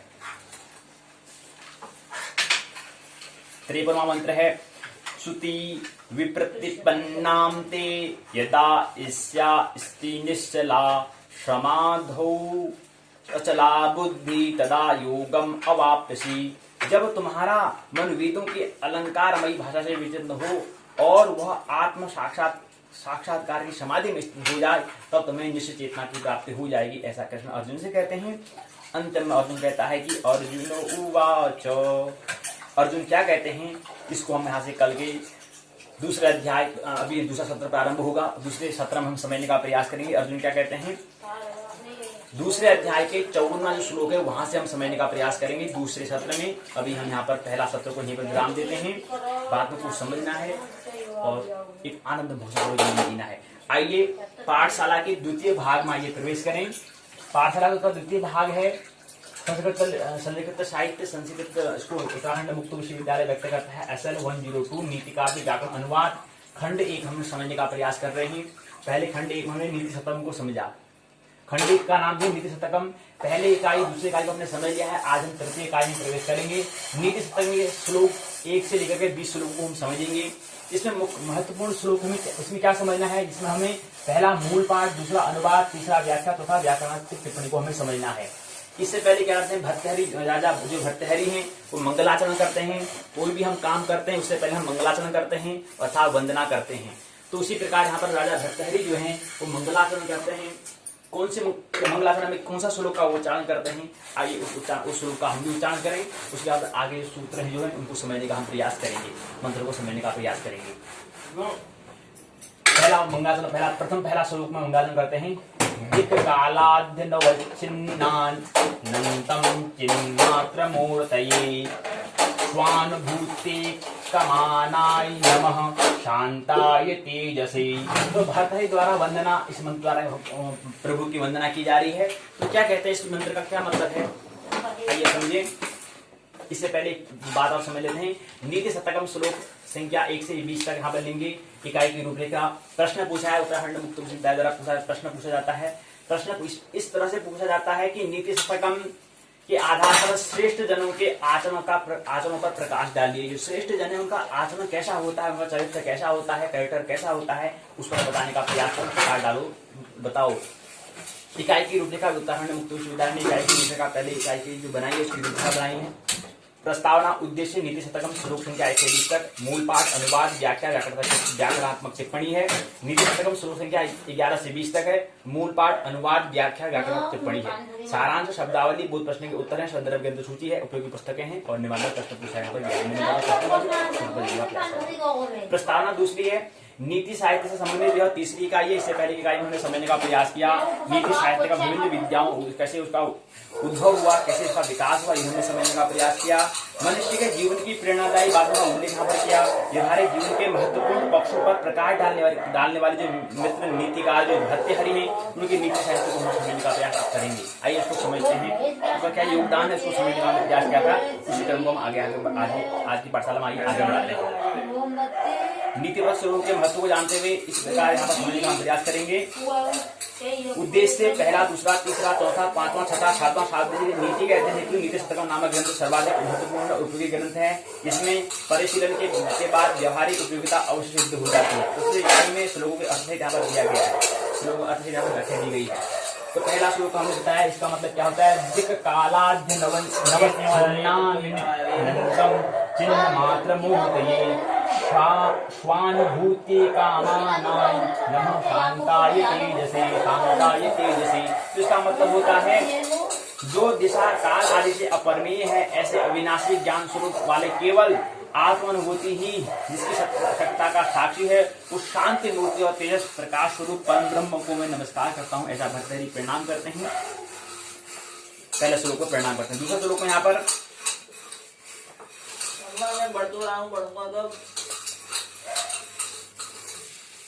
यहाँ पर श्री हृदय जनों के अभाव के कारण कवि को सुंदर सूक्तियां कहने का अवसर यहाँ पर नहीं मिला है। सुंदर सूक्तियां कहने का अवसर ही नहीं मिलता है। दूसरा सूत्र बताते हैं बुद्धिमान राग से नहीं होते हैं। तीसरा सूत्र यहाँ पर दिया है मूर्ख जन के स्वरूप, मूर्ख जो जन लोग हैं उसके स्वरूप को बताने का प्रयास तीसरे मंत्र में किया है। चौथे मंत्र में यहाँ पर मूर्ख व्यक्ति के चित्र की दुरा आराध्य का वर्णन यहाँ पर करते हैं भर्तृहरि। अगले मंत्र में मनुष्य चाहे तो अत्यंत दुर्लभ वस्तु को प्राप्त कर सकता है, दुराग्रही मूर्ख को वश में करना अत्यंत कठिन है। इसी प्रकार यहाँ पर वर्णन करते हैं, इसको यहाँ पर बताते हैं सूत्र के माध्यम से। अगला यहाँ पर वर्णन आता है दुर्जनों को शन मार्ग की ओर प्रेरित करने वाले व्यक्ति में अविवेकी ही होता है। जो दुर्जनों को सत मार्ग की ओर प्रेरित करने वाला जो व्यक्ति होता है वो अविवेकी होता है, उसका विवेक का उपयोग नहीं करता है। क्योंकि कहाँ पर उपयोग कर रहा है, जिसका स्वभाव है, जिसको अभी जाने की इच्छा ही नहीं है, जिसको अभी प्यास ही नहीं है, क्यों उसको पानी देने का प्रयास कर रहे हो। तो इसलिए वहां पर भर्तृहरि बताते हैं इस मंत्र में कि अविवेकी ही होता है जो दुर्जनों को सन्मार्ग में लाने के लिए प्रेरित करता है। जो ये बात कर रहा है यही बात इसमें यहाँ पर सूत्र के माध्यम से ने बताया है वह पुरुष कोमल कमल नाल के रेशों में हाथी गजराज को बांधने का प्रयत्न करता है, शीर्ष फूल की कोमल पंखुड़ी से हीरे को भेदने का प्रयत्न करता है, खारे समुद्र में शहद की एक बूंद से मिठास घोलने की इच्छा करता है, तो दुष्टों को अपने अमृतमयी सूक्तियों से सन्मार्ग खिलाने की इच्छा करता है। ये शुरू इसका दिया गया है। इसमें कौन सा शार्दूल विकृत छंद यहाँ पर दिया गया है। इसी क्रम में क्या होता है, 7वां मंत्र यहाँ पर दिया गया है। यहाँ पर मूर्ख की अज्ञानता को छिपाने का केवल एकमात्र उपाय यहाँ पर बताते हैं 7वें मंत्र में। 8वें मंत्र में यहाँ पर किसी अनुभवी मनुष्य के द्वारा दूसरों के प्रति स्वानुभाव प्रकट करने के निर्देश में यहाँ पर कवि भर्तृहरि यहाँ पर कहते हैं 8वें मंत्र में। इसी क्रम में 9वें मंत्र में यहाँ पर 9वां मंत्र है। इसमें स्वार्थ प्राण प्राणी जिस तरह वस्तु को स्वीकार करता है, चाहे वह कितनी ही तुच्छ क्यों न हो, केवल वह उसकी ही लेकिन वह उसकी तुच्छता पर ध्यान नहीं देते हैं। इसी विषय में भर्तृहरि कहते हैं इस मंत्र के माध्यम से 8-9वें मंत्र में बताते हैं। यह व्याकरण टिप्पणी यहाँ पर दी है, व्याख्या दिया, अनुवाद व्याख्या दी है, इसको बताने का प्रयत्न करते हैं। अविवेकी पुरुषों के बारे में भर्तृहरि कहते हैं, जो अविवेकी पुरुष है इसके बारे में यहाँ बताते हैं, अन्वय अनुवाद बताते हैं, व्याख्या बताते हैं। कुछ बहुत प्रश्न यहाँ पूछे गए हैं। प्रश्न है कि नीचे जो वाक्य दिए गए हैं उनमें से तथ्य कि दृष्टि से कुछ सही है, कुछ कौन सा सही है, कौन सा गलत है। सही वाक्य के सामने कोष्ठक में सही और गलत को गलत में सही नाम बताओ। दूसरे पंच में निम्नलिखित प्रश्न के उत्तर बताओ। नीति शतक में की रचना किस कवि ने की है? लवते शिकताशु तेलमपि यंतः पीड़यन् श्लोक में किसका लक्षण बताया है? शिरः शार्वः स्वर्गात् पशुपति शिरसतः क्षिति धर्म किस पुस्तक की पंक्ति से लिया गया है? किस पुस्तक की पंक्ति से लिया गया है बताओ। अगला आता है नीति शतक में पल्लवी की संख्या कितनी है बताओ। तो यहीं पर क्या है, पहले 1 से लेकर के 10 तक है, फिर 10 से 11 से 20 तक दो भाग इनमें किए हुए हैं। वही यार 11 से 20 तक नीति शतक में जो श्लोक संख्या है 11 से 20 तक बता रहे हैं। पहला 11वां सूत्र 11 मंत्र में बताते हैं, अज्ञानता को दूर करने के लिए कोई भी औषधि प्राप्त नहीं है। इसका वर्णन यहाँ पर करते हैं। आग को जल से, सूर्य को धूप को छाता से, उन्नत हाथी को तीक्ष्ण अंकुश से, गौ को या गधे को डंडे से, रोग को अनेक प्रकार के औषधियों के संग्रह से, विष को विविध प्रकार के मंत्र उपयोगों से रोका जाता है। शास्त्रों में सभी प्रकार के औषधि का निवारण है, किंतु मूर्ख मनुष्य के लिए कोई भी औषधि नहीं है। इसी सूत्र में देते हैं। इसी क्रम में 12वां सूत्र है, 12वां मंत्र है, साहित्य संगीत कला से रहित मनुष्य का वर्णन यहाँ पर करते हैं कवि भर्तृहरि। कहते हैं, साहित्य संगीत कला विहीनः साक्षात् पशुकोऽर्थविषाणहीनम् खादन्नभिजीवमानः तद्भागधेयं परम पशुनाम। तो ये क्या है, सूत्र है। इसका अन्वय क्या होता है? अन्वय जो होता है, इसका पहला क्रम का मूल क्रम क्या है? अन्वय का मतलब क्या होता है? अन्वय का मतलब होता है कि जो सूत्र जो दिया गया है, जो लिपिबद्ध हमने बाद में छंदबद्ध किया है, इसको लय ताल सुर हमने किया है, इससे पहले ये कैसे रहा होगा? ये उससे पहले ऐसे रहा, उसको अन्वय कहते हैं। कैसे रहा होगा? साहित्य संगीत कला विहीन तुच्छ विषाणहीन साक्षात् पशु तृणम न खाद्यम अपि जीवमान तद अयम पशुनाम परम भागधेयम। इसको फिर छंदबद्ध हम इसको हमने क्रम से बताया कि कौन शब्द कहाँ पर रखना है, क्रम से रखा, जिनको रखते हुए क्रम में रख दिया। फिर ये जो यहाँ पर अन्वय जो दिया हुआ है, जो यहाँ पर जो वाक्य है, इसको श्लोक में बना दिया, मंत्र बन गया, ये श्लोक बन गया। तो श्लोक के लिए कैसे बना? ऐसे बनता है। तो जो लय ताल सुर को श्लोक कहते हैं। साहित्य संगीत कला विहीन साक्षात् पशु विषाणहीन तृणम न खाद्यने विजीयमान तद्भागधेयं परम पशुनाम। तो यहाँ पर हमने कहा कि मूल पाठ क्या होता है? मूल इसका मतलब अन्वय की बात होती है। और अनुवाद मतलब अब इसका अर्थ क्या होता है, इसको ये भी तो बताओ। अर्थ क्या है? अर्थ का इसका मतलब ये होता है कि साहित्य संगीत कला से विहीन मनुष्य बिना सींग बिना पूछ के साक्षात क्या है, पशु होता है। घास न खाते हुए वो क्या है, जीवन उसका क्या है, पशु के समान ही वो जीवन होता है। तो ये इसका अनुवाद हो गया, मतलब इसका अनुवाद हो गया। व्याख्या, अब हमने मूल पाठ तो बता दिया, मूल पाठ अन्वय की बात होती है। अनुवाद का मतलब है इसका मतलब क्या होता है, और व्याख्या और विस्तार से बताओ। जो मनुष्य साहित्य संगीत और कला को नहीं जानता है, उसकी गणना पशुओं से की जाती है। पशु तो घास खाकर जीवित रहता है, ऐसा मनुष्य तो घास न खाकर जीवित रहता है। इनमें से तो पशु का बड़ा सौभाग्य है, यदि वे घास खाते तो वास्तव में पशु का जीवन कठिन हो जाता है। कहने का मतलब है कि मनुष्य के रूप में जो पशु है, उसका घास न खाना प्राकृतिक पशुओं के लिए बड़ा सौभाग्य है। यही व्याकरण टिप्पणी दी है, लिखा है पर साक्षात पशु मतलब होता है, साक्षात पशु को मतलब होता है साक्षात पशु, खादन मतलब खादन अपी, और यहाँ पर उपजाति संधि यहाँ पर दिया गया है। सबूत रखा, सबूत ये उपजाति संधि है, उपजाति संधि। अगला आता है मूर्ख मनुष्य को पशु के माथे कवि। मूर्ख मनुष्य को कैसे पशु बार बात करते हैं। तो यहाँ पर सूत्र दिया है कि मूर्ख मनुष्य को पशु तुल्य कैसे ऐसे बताते हैं। ये साम्य विद्या न तपो न दानम ज्ञानम न शीलम न गुणो न धर्म किमर्त्य लोके भुवि भारभूता मनुष्य रूपेण निर्गाश्चरन्ति। अन्वय इसका मैंने बताया, ये साम्य विद्या न तपो न दानम ज्ञानम न शीलम न गुणो न धर्म किमर्त्य लोके भुवि भारभूता मनुष्य रूपेण निर्गाश्चरन्ति। अनुवाद इसका दिया हुआ है, व्याख्या इसको दी गई है, पता ही है, व्याकरण टिप्पणी यहाँ पर दी गई है। और यहाँ पर कौन सा खंड दिया है, ये बहुत महत्वपूर्ण, उपजाति नामक खंड दिया है। इसी क्रम में 14वां मंत्र है, इसी क्रम में अगला फिर 15वां मंत्र दिया गया है। विद्वत जनों का विषय के बारे में बताते हैं।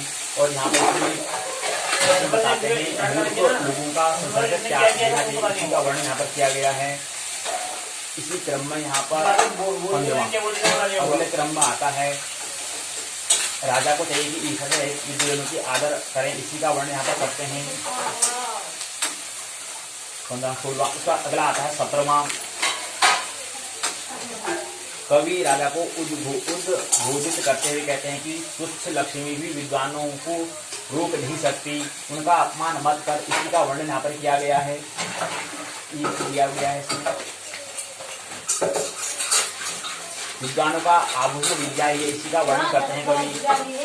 विद्वानों का आभूषण क्या है? विद्वानों का आभूषण विद्या, ये इसका हम वर्णन करते हैं। एक बहुत महत्वपूर्ण बात हम बताते हैं, विद्या के गुणों की प्रशंसा करते हुए कहते हैं विद्या नाम नरस्य रूपमधिकं प्रसन्नं गुप्तं धनं, विद्या भोगकरी यश सुखकरी, विद्या गुरूणां गुरु, विद्या बन्धुजनो विदेश गमने, विद्या परा देवता, विद्या राजसु पूज्यते न तु धनं, विद्या विहीनः पशु। विद्या सा विद्या या विद्ये, विद्या है क्या? विद्या नाम नरस्य रूप अधिकम प्रसन्नम गुप्तम धनम, विद्या से क्या है? पीछे छुपा हुआ गुप्त धन है इसके।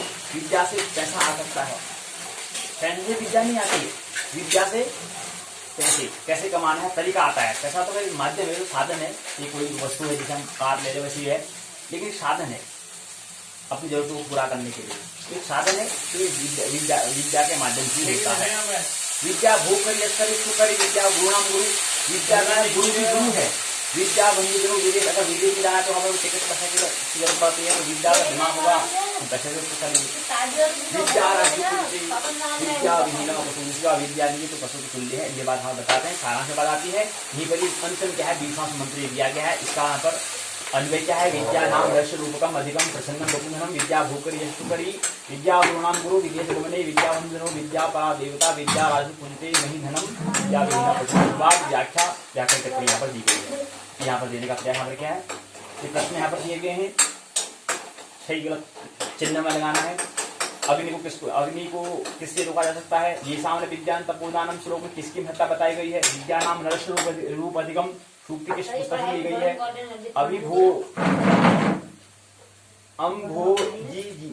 अम्भोजी नीवन विकार विहार विलासमेव श्लोक में किस विषय के बारे में बताया गया है?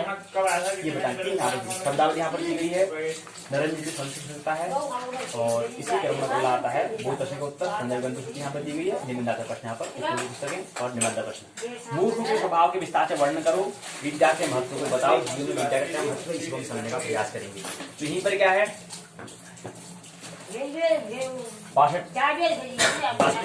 62 पहला पूर्ण होती है, पहला सत्र पूर्ण होता है, भगवद गीता का पहला सत्र पूर्ण होता है। दूसरे सत्र पर कुछ समय के बाद हम अगले दूसरे सत्र में प्रवेश करेंगे।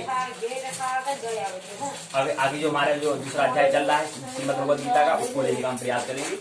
तब तक के लिए भी से रहें, आनंद महोत्सव पर जीवन दिलाएं। दीपोत्सव उत्सव का ये जो कार्यक्रम जो हम कर रहे हैं, दीपोत्सव दिवाली जो आती है प्रतिवर्ष, हर्ष उल्लास से हम मनाना, दीप प्रज्वलित करना है, दीपों प्रज्वलित, दीप का हमें जलाना है, तो इस प्रकार से रोशनी ऐसा अपने अंतस्मरण में जलाना है और स्वावलंबी हमें बनना है, मानना नहीं जानना है। मेरी बातों को प्रेम पूर्वक शांति पर सुना, बहुत बहुत अनुग्रहित हूँ। अंत में सबके भीतर बैठे परमात्मा को प्रणाम करता हूँ, मेरा प्रणाम स्वीकार है।